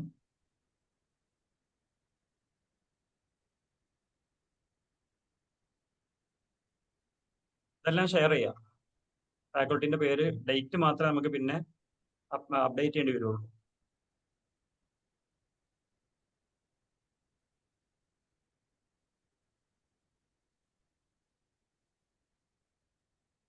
യെസ്. അപ്പോൾ നിങ്ങൾക്ക് ഒരു പിക്ചർ കിട്ടി, എന്താണ് നമ്മൾ സിലബസ്, എന്താണ്, എങ്ങനെയാണ് നമ്മൾ പഠിക്കേണ്ടി വരിക, നമ്മൾ എത്രത്തോളം എക്സ്ട്രാ എഫേർട്ട് ഇടേണ്ടി വരും. എക്സ്ട്രാ എഫേർട്ട് ഇടേണ്ടി വരും എന്ന് പറഞ്ഞാൽ പ്രത്യേകിച്ച് നിങ്ങൾ മുമ്പത്തെ DME ക്ലാസ്സുകളൊക്കെ ഓൾമോസ്റ്റ് കവർ ചെയ്ത ആളുകളാണെങ്കിൽ അത്ര സ്ട്രെയിൻ വരുന്നില്ല, ഒന്ന് റെഫ്രഷ് ചെയ്താൽ മാത്രം മതിയാവും. അതായത് അതേസമയം പുതുതായിട്ട് ജോയിൻ ചെയ്ത ആളുകൾ ആ ക്ലാസ്സുകൾ കൃത്യമായിട്ട് കേട്ട് പഠിച്ച് തന്നെ വരണം. അപ്പോഴാണ് നമുക്ക് അതിൻ്റെ ഒരു എഫക്റ്റീവ്നെസ് ഉണ്ടാവുക. ഇപ്പോൾ നമ്മൾ MLT അക്കാഡമി തുടങ്ങുന്ന സമയത്ത് തന്നെ, അല്ലെങ്കിൽ JSO ക്ലാസ്സുകൾ കൊടുക്കുന്ന സമയത്ത് തന്നെ നമ്മൾ സത്യസന്ധമായിട്ട് പറയുകയാണെങ്കിൽ ഒരുപാട് MSc മൈക്രോബയോളജി കഴിഞ്ഞ ആളുകൾ, MSc ബയോകെമിസ്ട്രി കഴിഞ്ഞ ആളുകളൊക്കെ അഡ്മിഷൻ നമ്മളോട് റിക്വസ്റ്റ് ചെയ്തിട്ടുണ്ടായിരുന്നു. പക്ഷെ നമ്മളത് ഒരു MLT കമ്മ്യൂണിറ്റിന്റെ ഒരു ഒരു ഒരു ഒരു കൂട്ടായ്മയുടെ ശ്രമം നിലക്ക് MSc MLTക്കാരെ മാത്രമാണ് ഇതിനകത്ത് ഉൾപ്പെടുത്തിയിട്ടുള്ളത്. അപ്പൊ അതുകൊണ്ട് നമ്മുടെ ഒരു ആഗ്രഹം, നമ്മുടെ സത്യസന്ധമായ ആഗ്രഹം, അടുത്ത റാങ്ക് ലിസ്റ്റ് വരുന്ന സമയത്ത് നമ്മുടെ MSc MLT കോഴ്സ് കഴിഞ്ഞ ധാരാളം ആളുകൾക്ക് പെട്ടെന്ന് ജോലി കിട്ടാവുന്ന ഒരവസ്ഥയിലായിരിക്കണം കാര്യങ്ങൾ എന്നുള്ളത്. അതായത് ആരിഫ് സാർ പറഞ്ഞതുപോലെ നമ്മൾ ബയോകെമിസ്ട്രിയും പത്തോളജിയും മൈക്രോബയോളജിയും എല്ലാം പഠിച്ച് ഈ തസ്തികക്ക് എന്തുകൊണ്ടും അനുയോജ്യരായിട്ടുള്ള ആളുകളാണ് നമ്മൾ. അപ്പോൾ സ്വാഭാവികമായിട്ടും നമ്മൾ തന്നെ അവിടെ എത്തിച്ചേരുന്നത് ആണ് അതിൻ്റെ ഒരു ഭംഗിയും. അപ്പോൾ അതുകൊണ്ട് നിങ്ങളുടെ ഭാഗത്തുനിന്ന് അതിശക്തമായ ശ്രമം, അതിശക്തമായ പ്രയത്നം, മുമ്പ് ഒരു യൂണിവേഴ്സിറ്റി പരീക്ഷയ്ക്ക് പഠിച്ചതുപോലെ അല്ലെങ്കിൽ അതിലും തീവ്രമായിട്ട് ഒക്കെ കൺസിസ്റ്റന്റ് ആയിട്ട് ഒരു 4 മാസം വർക്ക് ചെയ്യുക. കാരണം ഇതിങ്ങനെ പറയാനുള്ള കാര്യം എന്ന് വെച്ചാൽ കുറേ പേര് പറയുന്നത് ഞങ്ങൾ ടെക്നീഷ്യന്മാരാണ്, ഇതിൽ ഭൂരിപക്ഷം ആളുകളും ടെക്നീഷ്യന്മാരാണ്, ടീച്ചേഴ്സായിട്ട് പിന്നെ വർക്ക് ചെയ്യുന്ന ഫാക്കൽറ്റി ആയിട്ട് വർക്ക് ചെയ്യുന്ന ആളുകൾ ധാരാളം ഇതിനകത്ത് സ്റ്റുഡൻസ് ആയിട്ടുണ്ട്. അവർക്കൊരു ആഡഡ് അഡ്വാൻറ്റേജ് ഉണ്ടാവില്ല. ഇങ്ങനെ കുറേ തെറ്റിദ്ധാരണകൾ നിങ്ങളുടെ കൂട്ടത്തിൽ പല ആളുകൾക്കും ഉണ്ട്. അങ്ങനെയൊന്നുമില്ല. നിങ്ങൾ പഠിച്ച കാര്യങ്ങൾ തന്നെയാണ് ചോദിക്കുന്നത്. നിങ്ങൾ അപ്പോൾ ടെക്നീഷ്യനായിട്ട് ജോലി ചെയ്യുന്ന നിങ്ങൾക്ക് കിട്ടുന്ന വേറെ കുറേ അഡ്വാൻറ്റേജസ് ഉണ്ട്. അപ്പോൾ ഇതെല്ലാം റിഫ്ലക്ട് ചെയ്യും പരീക്ഷയിൽ. അപ്പോൾ അതുകൊണ്ട് ഇനിയിപ്പോൾ ഈവൻ ഒരാൾ ഇപ്പം ഫാക്കൽറ്റി ആണെന്ന് വിചാരിക്കുക, അവർ MSc ബയോകെമിസ്ട്രി ആണെങ്കിൽ ബയോകെമിസ്ട്രി മാത്രമേ അവർ പഠിപ്പിച്ചുകൊണ്ടിരിക്കുന്നുണ്ടാവുള്ളൂ. പത്തോളജി മൈക്രോബയോളജി ഒരു പണ്ടേ മറന്നു പോയിട്ടുണ്ടാവും. അതേസമയം മൈക്രോബയോളജിക്കാർക്ക് ബയോകെമിസ്ട്രി ഒരു ധാരണയും ഉണ്ടാവില്ല. അങ്ങനെയൊക്കെ ഉണ്ട്. അപ്പോൾ ഇതിൽ ആർക്കും ഒരു പ്രത്യേക അഡ്വാൻറ്റേജുള്ള ഒരു അവസ്ഥയൊന്നുമില്ല. അങ്ങനത്തെ തെറ്റിദ്ധാരണകളൊക്കെ ഒഴിവാക്കുക, അങ്ങനത്തെ മിസ്കൺസെപ്റ്റുകളൊക്കെ ഒഴിവാക്കുക. അപ്പോൾ നമുക്ക് ഒരു ഐഡിയ കിട്ടി ഹൗ ടു ഈ പ്രോഗ്രാം എങ്ങനെ മുന്നോട്ട് കൊണ്ടുപോകാന്നുള്ളത് കുറച്ചും കൂടെ വ്യവസ്ഥാപിതമായിട്ടാണ്. എനിക്ക് തോന്നുന്നു DME പരീക്ഷ കഴിഞ്ഞപ്പോൾ ഞങ്ങൾ കുറച്ചും കൂടെ ഐഡിയ കിട്ടി. സത്യസന്ധമായിട്ട് പറയുകയാണെങ്കിൽ എങ്ങനെ കുറച്ചും കൂടെ ഭംഗിയാക്കി കൊണ്ടുപോകാന്നുള്ളത് നമ്മൾ നിരന്തരം ആലോചനയിലൊക്കെ വന്നിട്ട് നമ്മൾ കുറച്ചും കൂടെ പ്ലാൻഡ് ആയിട്ടാണ് ഇപ്രാവശ്യം പോകുന്നത്. ഈവൻ ഇതിൻ്റെ ഇടയ്ക്ക് നമ്മൾ MSc MLT എൻട്രൻസ് പരീക്ഷയ്ക്കുള്ള കോച്ചിങ് പോലും നടത്തി ഒരു 10-15 ദിവസം. ഒരു 15 ദിവസമേ കിട്ടിയുള്ളൂ. എന്നിട്ട് പോലും നമ്മൾ കംപ്ലീറ്റ് കുറേ സിലബസിൻ്റെ മിക്ക ഏരിയകളിലൂടെയും കയറിപ്പോകാൻ നമുക്ക് പറ്റി. കാരണം നമ്മുടെ ടീച്ചേഴ്സൊക്കെ ആ തരത്തിൽ എക്യുപ്ഡ് ആണ്. അപ്പോൾ ഇനി നിങ്ങളാണ് എക്യുപ്ഡ് ആവേണ്ടത്. അപ്പോൾ നിങ്ങൾ ഭാഗത്ത് നിന്ന് എന്തെങ്കിലും ഈ വിഷയത്തിൽ എന്തെങ്കിലും നിങ്ങൾക്ക് സംസാരിക്കാനുണ്ടെങ്കിൽ 10 മിനിറ്റ് നമുക്ക് അത് കേട്ടിട്ട് നമ്മുടെ പ്രോഗ്രാംസിൽ എന്തെങ്കിലും ഒരു വിഷനോ, ഇത് നമ്മുടെ ഒരു കൂട്ടായ്മയുടെ ശ്രമമാണ്. അപ്പോൾ നിങ്ങളുടെ എന്തെങ്കിലും ക്രിയേറ്റീവ് ആയിട്ടുള്ള ആഡ് ഓൺസ് ഉണ്ടെങ്കിൽ നമ്മളത് പോസിറ്റീവായിട്ട് തന്നെ അതിനെ എടുക്കും. അപ്പോൾ ആരെങ്കിലും അങ്ങനെ എന്തെങ്കിലും സജഷൻസ് ഉണ്ടെങ്കിൽ ഒന്ന് പറഞ്ഞോളൂ. DME എക്സാം എഴുതിയ ആണെന്നുണ്ടെങ്കിൽ അവരുടെ എക്സ്പീരിയൻസ് വേണമെങ്കിൽ 1-2 മിനിറ്റ് അത് ഷെയർ ചെയ്യാം. അതും അല്ലെങ്കിൽ നിങ്ങൾക്ക് ഇതിന് നെക്സ്റ്റ് വരുന്ന എക്സാമിന് എന്തെങ്കിലും സജഷൻസ്, കോച്ചിങ്ങിന് എന്തെങ്കിലും സജഷൻസ് ഉണ്ടെങ്കിൽ അതും കൂടെ പറഞ്ഞുകൊണ്ട് നമുക്ക് ബാക്കി കാര്യങ്ങളിൽ കിടക്കാം. അല്ല ചന്ദ്ര സാറേ, അങ്ങനെയല്ലേ? സാറുണ്ടോ? ഇപ്പൊ നമുക്ക് 52 പേരാണ് ഉള്ളത്. അപ്പൊ ഞാനിപ്പോ സാറും ആരിഫ് സാറും അജിത്തും ടെക്നിക്കൽ കോർഡിനേറ്ററും കൂടെ കഴിഞ്ഞ് ബാക്കി 48 പേര് നിങ്ങളാണുള്ളത്, അല്ലെങ്കിൽ 47 പേര് നിങ്ങളാണുള്ളത്. അപ്പൊ നിങ്ങളുടെ ഭാഗത്ത് നിന്ന് എന്തെങ്കിലും ഒരു സജഷൻസ് ഉണ്ടെങ്കിൽ പറഞ്ഞോളൂ.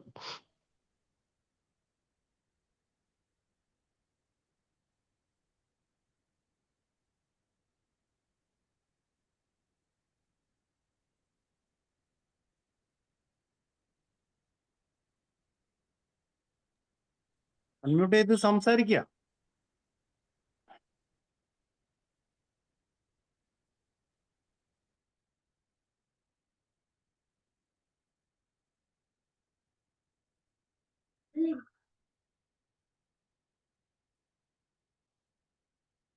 നമ്മളെ പ്രശ്നം ശരിക്കും തന്നെയാണ്, സമയം തന്നെയാണ് ഇതിലെ പ്രശ്നം. അത് ഓരോരുത്തരും മനസ്സിൽ വെക്കണം.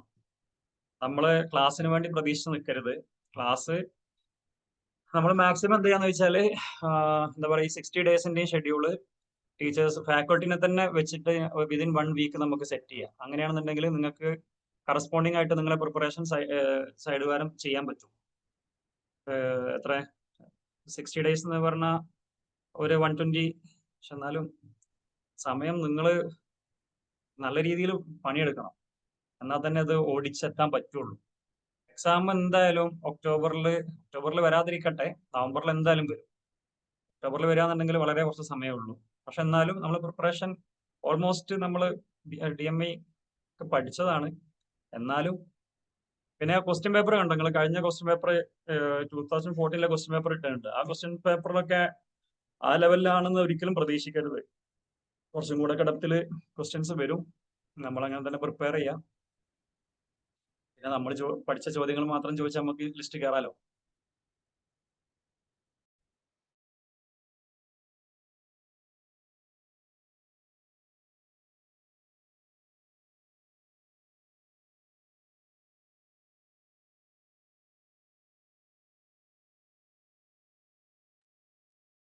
ആരും ഒന്നും പറയുന്നില്ലല്ലോ.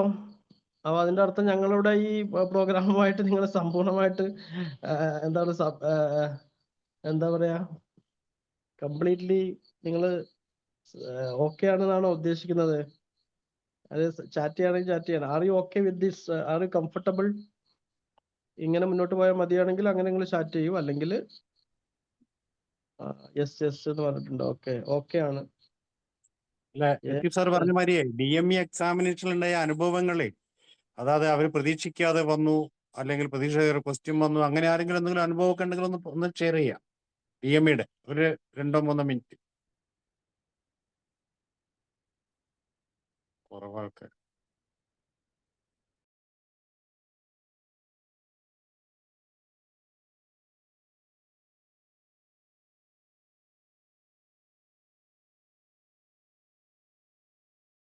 സാർ ഒരു ഡൗട്ട് ചോദിച്ചോട്ടെ.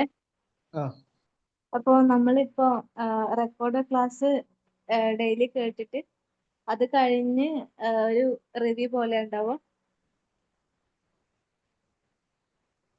നമ്മളെ മെറ്റീരിയൽ ഉണ്ടല്ലോ, നമ്മൾ ഓൾറെഡി നമ്മൾ ഡിസ്കസ് ചെയ്ത സമയത്ത് ഓരോ ക്ലാസ് എടുത്ത സമയത്ത് നമുക്ക് ഒരു മെറ്റീരിയൽ ഇല്ലേ, അത് വെച്ചിട്ടാണല്ലോ ടീച്ചേഴ്സ് ക്ലാസ് എടുത്തിട്ടുണ്ടാവുക. അപ്പൊ അത് നമ്മൾ റെക്കോർഡ് സെഷൻ കേൾക്കുമ്പോൾ നമ്മൾ ഓട്ടോമാറ്റിക്കലി അതൊന്ന് കേൾക്കും. അല്ലെങ്കിൽ ആ മെറ്റീരിയലും അതുപോലെ തന്നെ തലേന്ന് നമ്മൾ ഷെയർ ചെയ്യും നിങ്ങൾക്ക് വായിക്കാൻ വേണ്ടി, ഏത് PDF. അപ്പൊ നാളത്തെ ടോപ്പിക്കിന്റെ നമ്മൾ പണ്ട് ഡിസ്കസ് ചെയ്ത ആ സാധനം നമ്മൾ തലേന്ന് ഷെയർ ചെയ്യും. അപ്പൊ എന്താന്ന് വെച്ചാൽ നിങ്ങൾ അത് വായിക്കും, അല്ലെങ്കിൽ നിങ്ങൾ റെക്കോർഡ് സെഷൻസ് കേൾക്കും. രണ്ടും ചെയ്യാം. ഒന്നുകിൽ റെക്കോർഡ് സെഷൻസ് സ്കിപ്പ് ചെയ്യാം, ആ സാധനം വായിക്കുക. പിന്നെ ടീച്ചറും എന്ത് ചെയ്യുന്ന വെച്ചാൽ ഇതേ മെറ്റീരിയൽ തന്നെ ആഡഡ് പോയിന്റ്സും, പിന്നെ എന്ന് പറഞ്ഞാൽ ചിലത് കുറച്ചുകൂടി ഇൻഡെപ്ത് പോകേണ്ടി വരും ചില ടോപ്പിക്ക്. അപ്പൊ അതിൽ ആഡഡ് പോയിന്റ്സും ഉണ്ടാവും, പിന്നെ എക്സ്പെക്റ്റഡ് ക്വസ്റ്റ്യൻസ് എന്നുള്ള രീതിയിലുള്ള സാധനങ്ങളും ഉണ്ടാവും. അപ്പൊ അത് ഡിസ്കഷൻ വരുന്നതോടുകൂടി ആ ടോപ്പിക്ക് നമ്മൾ കംഫർട്ടബിൾ ആവുന്നതാണ് പ്രതീക്ഷ. കാര്യം ഇതെല്ലാവരും MSc കഴിഞ്ഞ കുട്ടികളല്ലേ, സെൽഫ് സ്റ്റഡി പോസിബിൾ ആണ്. നമ്മൾ DMEയിൽ നമ്മൾ ഇത്രയും അവരെ കൂടെ അല്ലെങ്കിൽ അത്രയും പിറകിൽ കൂടിയത് എന്തിനാന്ന് വെച്ചാൽ അവർക്ക് കുറച്ചും കൂടെ നമ്മൾ സപ്പോർട്ട് വേണ്ടി വരും. MSc MLTയും കൂടെ കഴിയുമ്പോൾ നമ്മളെ ഭാഗത്തുനിന്ന് ഒരു കോൺട്രിബ്യൂഷൻ ഉണ്ടാവുമല്ലോ. ആ ലെവലിൽ ഒരു പ്രിപ്പറേഷൻ നിങ്ങളെ സൈഡിൽ നിന്നും കൂടെ ഉണ്ടാവുകയാണെന്നുണ്ടെങ്കിൽ ഒരു ആകെ 9 സീറ്റല്ലേ അപ്പൊ വേക്കൻസി അല്ലേ റിപ്പോർട്ട് ചെയ്തത്. അപ്പൊ നമ്മൾ നോക്കുമ്പോൾ എന്തായാലും ഒരു 20ന്റെ താഴെ റാങ്ക് വരണം. അങ്ങനെയാണെന്നുണ്ടെങ്കിൽ റിയലിസ്റ്റിക് ആയിട്ട് നമുക്കൊരു ചാൻസ് ഉള്ളൂ, ജോലി കിട്ടാൻ ചാൻസ് ഉള്ളൂ. അപ്പൊ അങ്ങനെയാണെന്നുണ്ടെങ്കിൽ അത്രയും നമ്മൾ ഇൻവോൾവ് ആയിട്ട് പഠിക്കാൻ ഇറങ്ങിയാലേ നമുക്ക് ഇത് കിട്ടുള്ളൂ, അച്ചീവബിൾ ആവുള്ളൂ. അപ്പൊ ആ ലെവലിൽ ഇൻവോൾവ്മെന്റ് എന്തായാലും എല്ലാവരുടെ ഭാഗത്തുനിന്നും ഉണ്ടാവണം. നമ്മൾ ഉദ്ദേശിക്കുന്നത് തലേന്ന് തന്നെ നിങ്ങൾക്ക് ആ കണ്ടന്റിന്റെ PDF ഉണ്ടാവും, പിന്നെ you can watch the video. അതിനുശേഷം ഈ സാധനം കംപ്ലീറ്റ് റിവ്യൂ ഉണ്ടാവും. ആ ഓരോ സ്ലൈഡും വെച്ചിട്ട് തന്നെ നമ്മൾ ഡിസ്കസ് ചെയ്യും. എന്നിട്ട് എന്തെങ്കിലും അഡീഷണൽ പോയിന്റ്സ് ഉണ്ടെന്നുണ്ടെങ്കിൽ അത് ആഡ് ചെയ്യും. പിന്നെ ഒരു ഡിസ്കഷൻ മോഡിലേക്ക് പിന്നെ മാറും ചെയ്യും. പക്ഷെ അതിന് പകരം ഒരു വൺ സൈഡഡ് ലെക്ചറിങ്ങിന് പകരം കുറച്ചും കൂടെ ഒരു ഇൻവോൾവ് ലെക്ചറിങ് ആവും JS ഒക്കെ ഉണ്ടാവുക.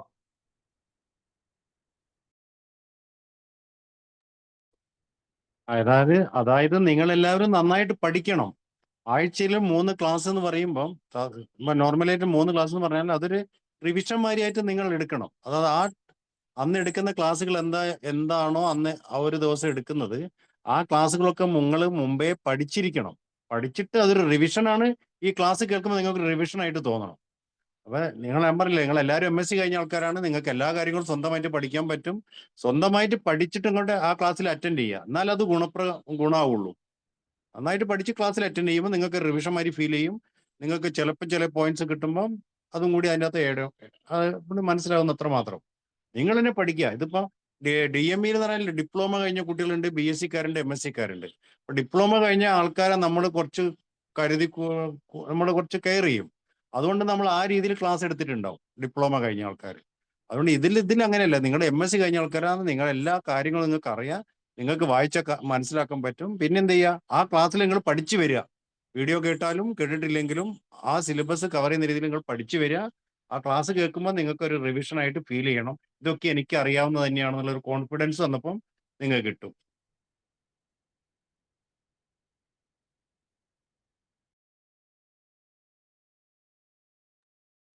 പിന്നെ ഇഷ്ടംപോലെ ക്വസ്റ്റ്യൻസ് നമുക്ക് ചെയ്യാം.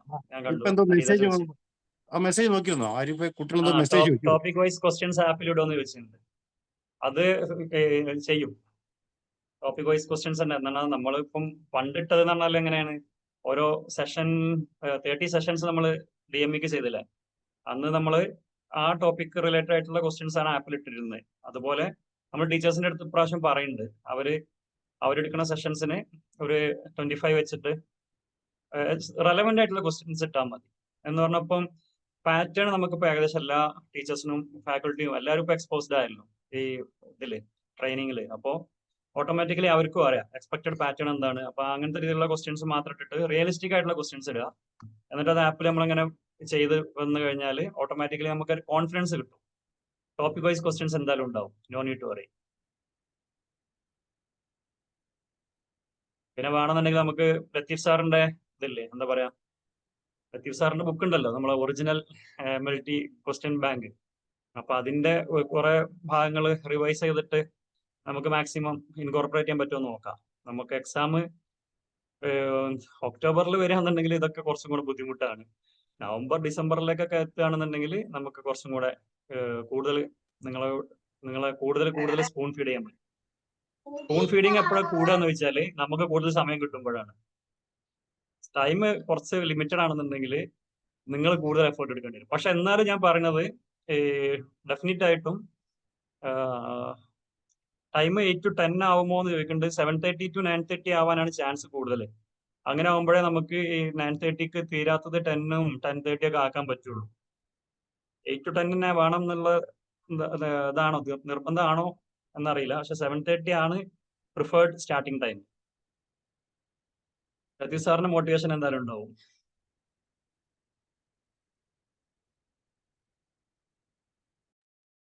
അത് നമുക്ക് 7:30 ആക്കാം. കാരണം നമ്മൾ 2 മണിക്കൂർ എന്നുള്ളത് അഥവാ കുറച്ച് മുന്നോട്ട് പോവുകയാണെങ്കിലും ഒരു 9:45 10 ഒക്കെ നോട്ട്സ് വരെ ഉണ്ടാവും, പോവാലോ. അത് നോട്ട്സ് കൊണ്ടുപോകാൻ ഉണ്ടാവും, ബുദ്ധിമുട്ടാണ്. നോട്ട്സ് ഉണ്ടാവും. നോട്ട്സ് എന്തായാലും നമ്മൾ ടീച്ചേഴ്സ് നോട്ട്സ് വെച്ചിട്ട് തന്നെയല്ലേ പഠിപ്പിക്കുക. അപ്പൊ ആ സാധനങ്ങൾ നിങ്ങൾക്ക് വരും. നോട്ട്സ് ഓട്ടോമാറ്റിക്കലി പ്രൊവൈഡഡ് ആവും.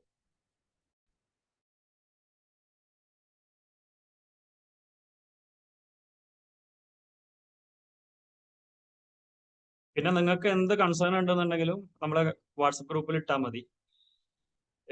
പിന്നെ DME പരീക്ഷ എഴുതാൻ വേണ്ടി നമ്മൾ കൂട്ടത്തിൽ ഉണ്ടായിരുന്ന ആൾക്കാരുണ്ടല്ലോ, അവർക്ക് ഓൾറെഡി നമ്മളെ പാറ്റേൺ ഫെമിലിയർ ആണല്ലോ. അപ്പൊ അവർക്ക് എന്തെങ്കിലും ഒരു പോരായ്മകളോ അങ്ങനെ എന്തെങ്കിലും ഉണ്ടെന്ന് തോന്നുന്നുണ്ടെന്നുണ്ടെങ്കിൽ അതും നിങ്ങൾ ഇതാക്കണം. പക്ഷെ എപ്പോഴും ഞാൻ പറഞ്ഞത് നമ്മൾ ടൈം ഭയങ്കര വാല്യുബിൾ ആണ്. അപ്പൊ ആ ടൈം കൺസ്ട്രെയിന്റിന്റെ ഉള്ളിൽ നമുക്ക് സിലബസ് കവർ ചെയ്യണമെന്നുണ്ടെങ്കിൽ നമ്മൾ എന്താ പറയാ, നമ്മൾ ഇൻവോൾവ്മെന്റ് വളരെയധികം വേണ്ടി വരും. പക്ഷെ ഞാൻ പറഞ്ഞ റെഫറൻസ് മെറ്റീരിയൽ എന്തായാലും നമ്മൾ പ്രൊവൈഡ് ചെയ്യും. കാര്യം എന്ന് പറഞ്ഞാൽ നിങ്ങൾക്ക് എല്ലാ സാധനവും വായിച്ച് ഇപ്പോൾ ഒരു ടോപ്പിക്കിൽ ചിലപ്പോൾ നമുക്ക് 4 ബുക്ക് വായിക്കേണ്ടി വരും. ആ പണി നമ്മളെ ഫാക്കൽറ്റി ചെയ്തോളൂ. അപ്പൊ നിങ്ങൾക്ക് ആകെ 4-5 ബുക്കിന്റെ കണ്ടൻസ്ഡ് കണ്ടന്റ് നിങ്ങൾക്ക് കിട്ടും. നമ്മളെ നോട്ടായിട്ട് നിങ്ങൾക്ക് കിട്ടുമ്പോൾ അത് മതി നിങ്ങൾക്ക് റെഫറൻസ് മെറ്റീരിയൽ ആയിട്ട്. ആ പ്രിപ്പറേഷൻ നമ്മൾ ചെയ്യും. പക്ഷെ ബാക്കിയുള്ള പ്രിപ്പറേഷൻ ഉണ്ടല്ലോ, അതിലുള്ള ഓരോ വാക്കും പഠിക്കാനുള്ള പ്രിപ്പറേഷനും പിന്നെ അതിൽ നിങ്ങൾക്ക് തോന്നുകയാണ് ഇത് കുറച്ചും കൂടെ ഡെപ്തിലേക്ക് വേണമായിരുന്നു എന്ന് തോന്നുകയാണെന്നുണ്ടെങ്കിൽ അത് നിങ്ങൾ സജസ്റ്റ് ചെയ്യുക. അപ്പൊ അതിനനുസരിച്ചുള്ള നോട്ട് പ്രിപ്പയർ ചെയ്യാൻ വേണ്ടി നമ്മൾക്ക് ഫാക്കൽറ്റിനോട് പറയാനും പറ്റും.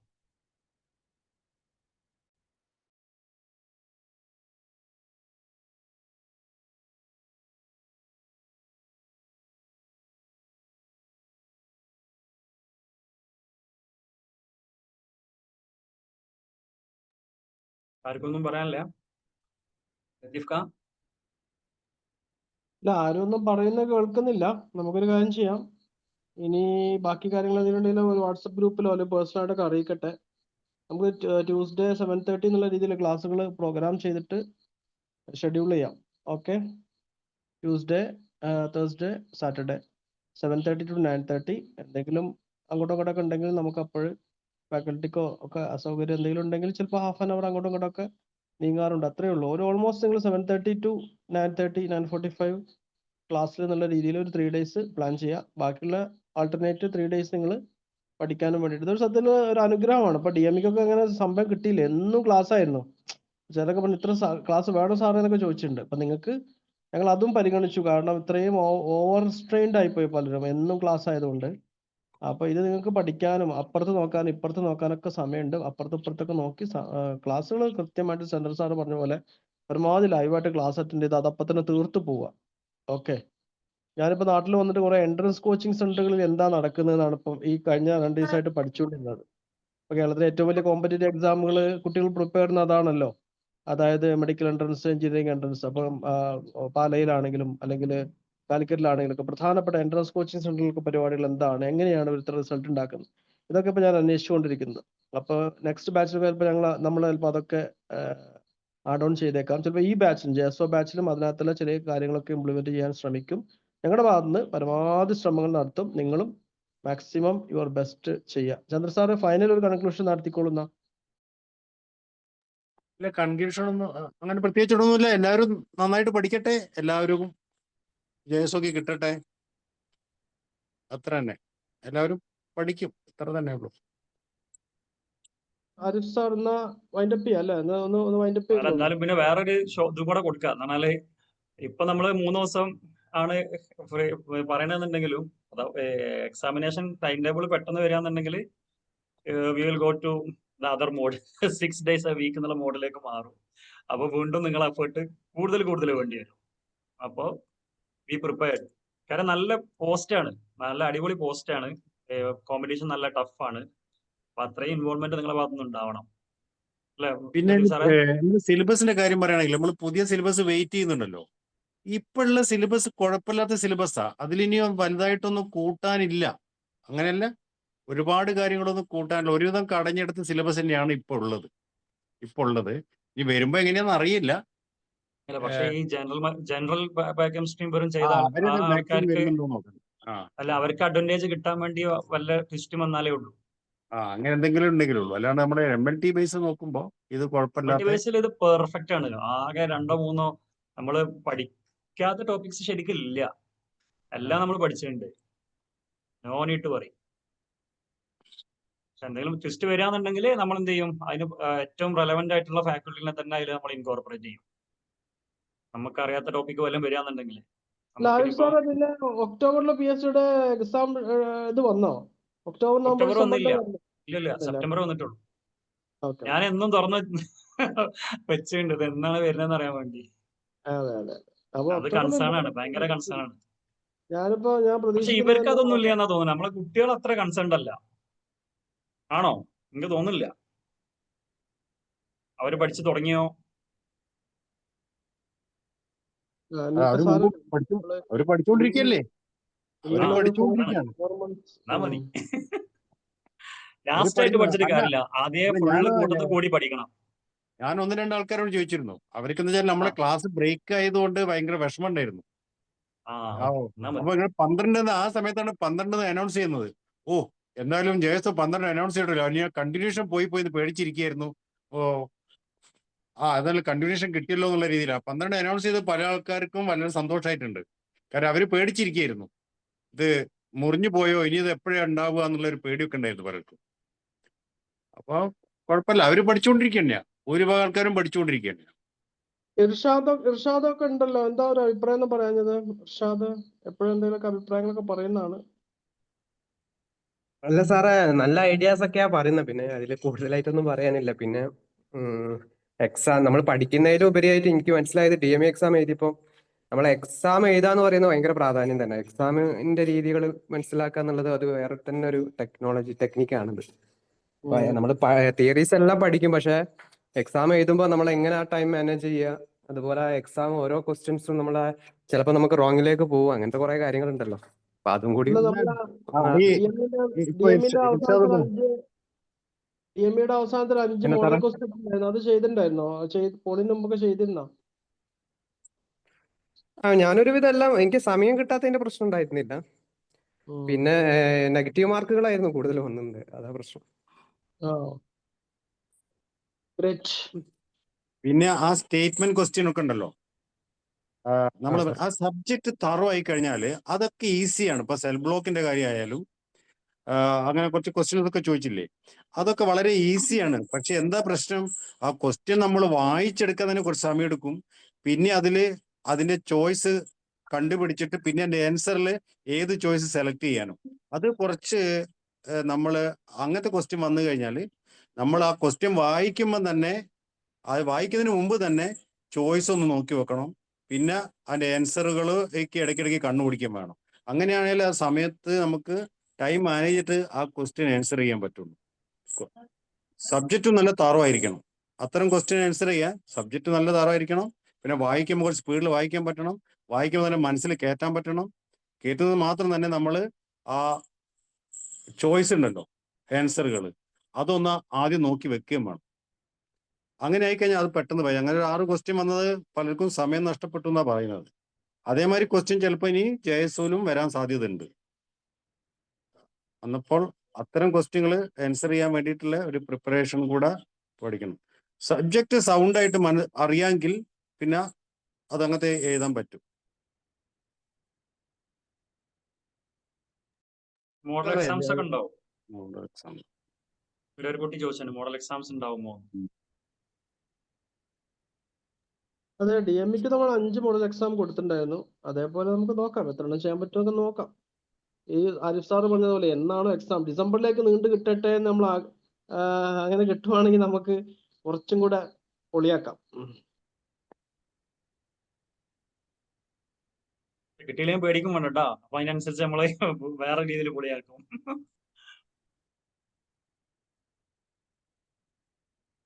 ഇപ്പൊ ആഴ്ചയിൽ 6 ക്ലാസ് കൂടെ ഇല്ല അല്ലേ? ഏ ആഴ്ചയിൽ 6 ക്ലാസ്സിൽ ഉണ്ടാവും. ചിലപ്പം ആ 6 ക്ലാസ്സും ദിവസം 4 മണിക്കൂറൊക്കെ നീണ്ടും പോവും. അങ്ങനെയും വരാം. പോവും ഒക്കെ പോവും.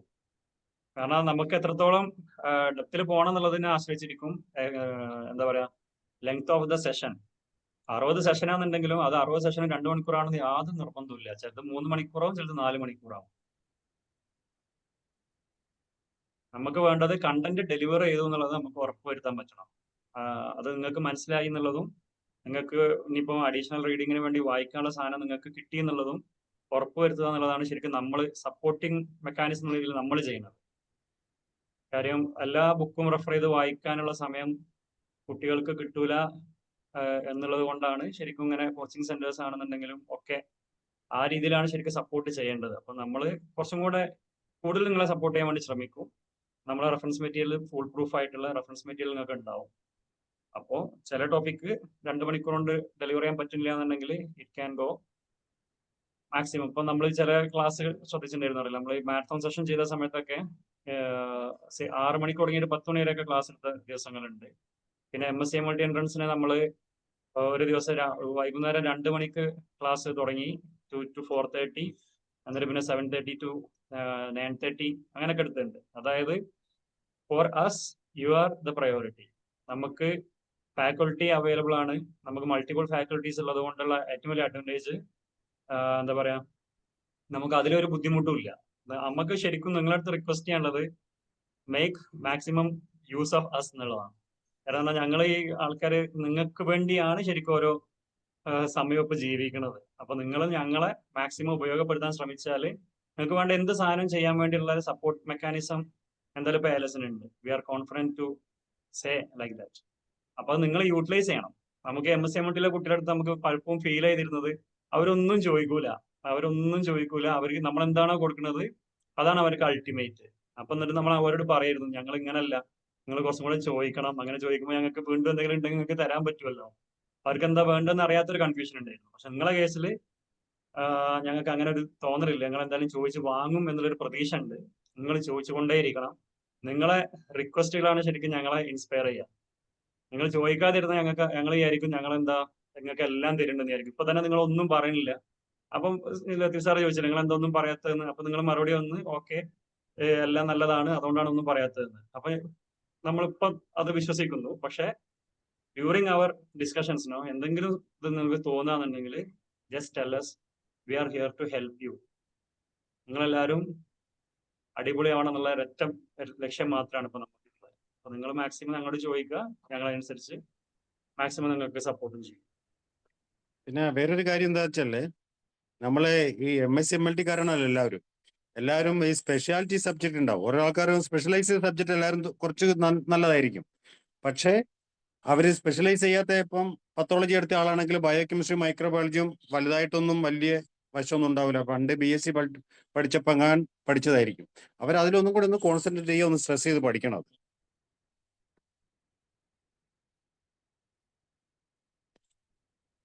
പിന്നെ ഇപ്പൊ MSc MLT ഗ്രൂപ്പിൽ ഞാൻ ഇട്ടുണ്ടായിരുന്നു.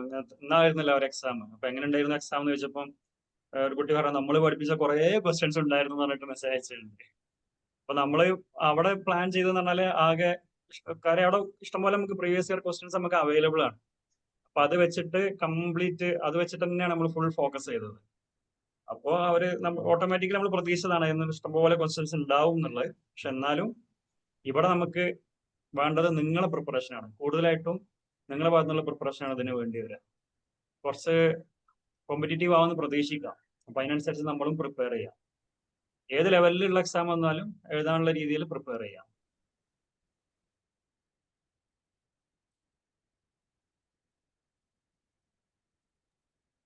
ഹലോ, ഓക്കെ അല്ലേ ലത്തീഫ് സാർ? ലത്തീഫ് സാർ പോയ. ഓക്കെ, ചന്ദൻ സാറേ എന്നാലേ കൺക്ലൂഡ് ചെയ്തോളൂ. ശരി. അല്ല, നമ്മൾ കൺക്ലൂഡ് ചെയ്തോ? ഓക്കെ. കൺക്ലൂഡ് ചെയ്തല്ലോ. ഇനി ആർക്കെങ്കിലും എന്തെങ്കിലും ഉണ്ടെന്നുണ്ടെങ്കിൽ വാട്സപ്പിൽ ഇട്ടോ. We will address there. Okay, good night to all of you. Best of luck, best wishes. നമുക്കൊരു പുതിയ ഹൈ പവറിൽ ഹൈ എനർജിയിൽ ഇന്ന് മുതൽ, നാളെ മുതലില്ല, ഇന്ന് മുതൽ, ഈ നിമിഷം മുതൽ പഠിക്കാം. ഇപ്പോ കേരളത്തിലെ സമയം 21:07, അതായത് 9:07. ഒരു 3 മിനിറ്റ് റെസ്റ്റ് എടുത്തിട്ട് വീണ്ടും നിങ്ങൾക്ക് പഠിത്തം തുടങ്ങാം. നമ്മൾ ഇന്ന് മുതൽ തുടങ്ങാണ്, നാളെ മുതൽ തുടങ്ങുന്നില്ല, ഇന്ന് മുതൽ തുടങ്ങാം കേട്ടോ. ഓക്കെ, അപ്പൊ ചൊവ്വാഴ്ചത്തെ ക്ലാസ് ഏതാന്ന് ധാരണ ഉണ്ടെങ്കിൽ ഇപ്പൊ തന്നെ അത് പറഞ്ഞു കൊടുക്കാം. അപ്പൊ നമുക്ക് അവരെ പ്രിപ്പയർ ചെയ്ത് വന്നോട്ടെ. ട്യൂസ്ഡേ ഷെഡ്യൂൾ ചെയ്തിട്ടുണ്ടെങ്കിൽ, ഇല്ലെങ്കിൽ നമുക്ക് വാട്സാപ്പ് ഗ്രൂപ്പിൽ ഇടുകയും ചെയ്യാം. ഓക്കെ, ശരി. Okay, thank you. Good night.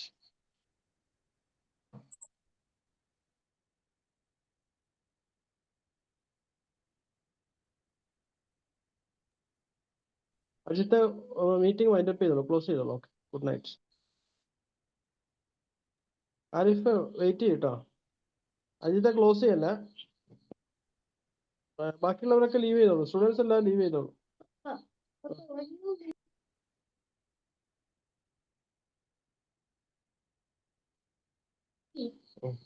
There is exam for our students now in October or November. August 3. You are coming?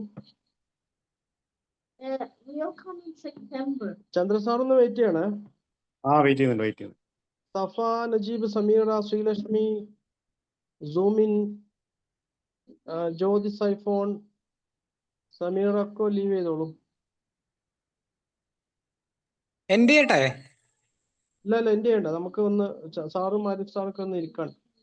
ബാക്കിയുള്ളവരൊക്കെ ഒന്ന് ലീവ് ചെയ്യോ, അല്ലെങ്കിൽ അവര് ഒന്ന് മെല്ലെ റിമൂവ് ചെയ്യാം. സഫ ആൻഡ് സൂമിൻ. ഡിനി എസ് ബി, സഫനൊന്ന് ഡിനിനെയും സഫനെയും ഒന്ന് റിമൂവ് ചെയ്തു.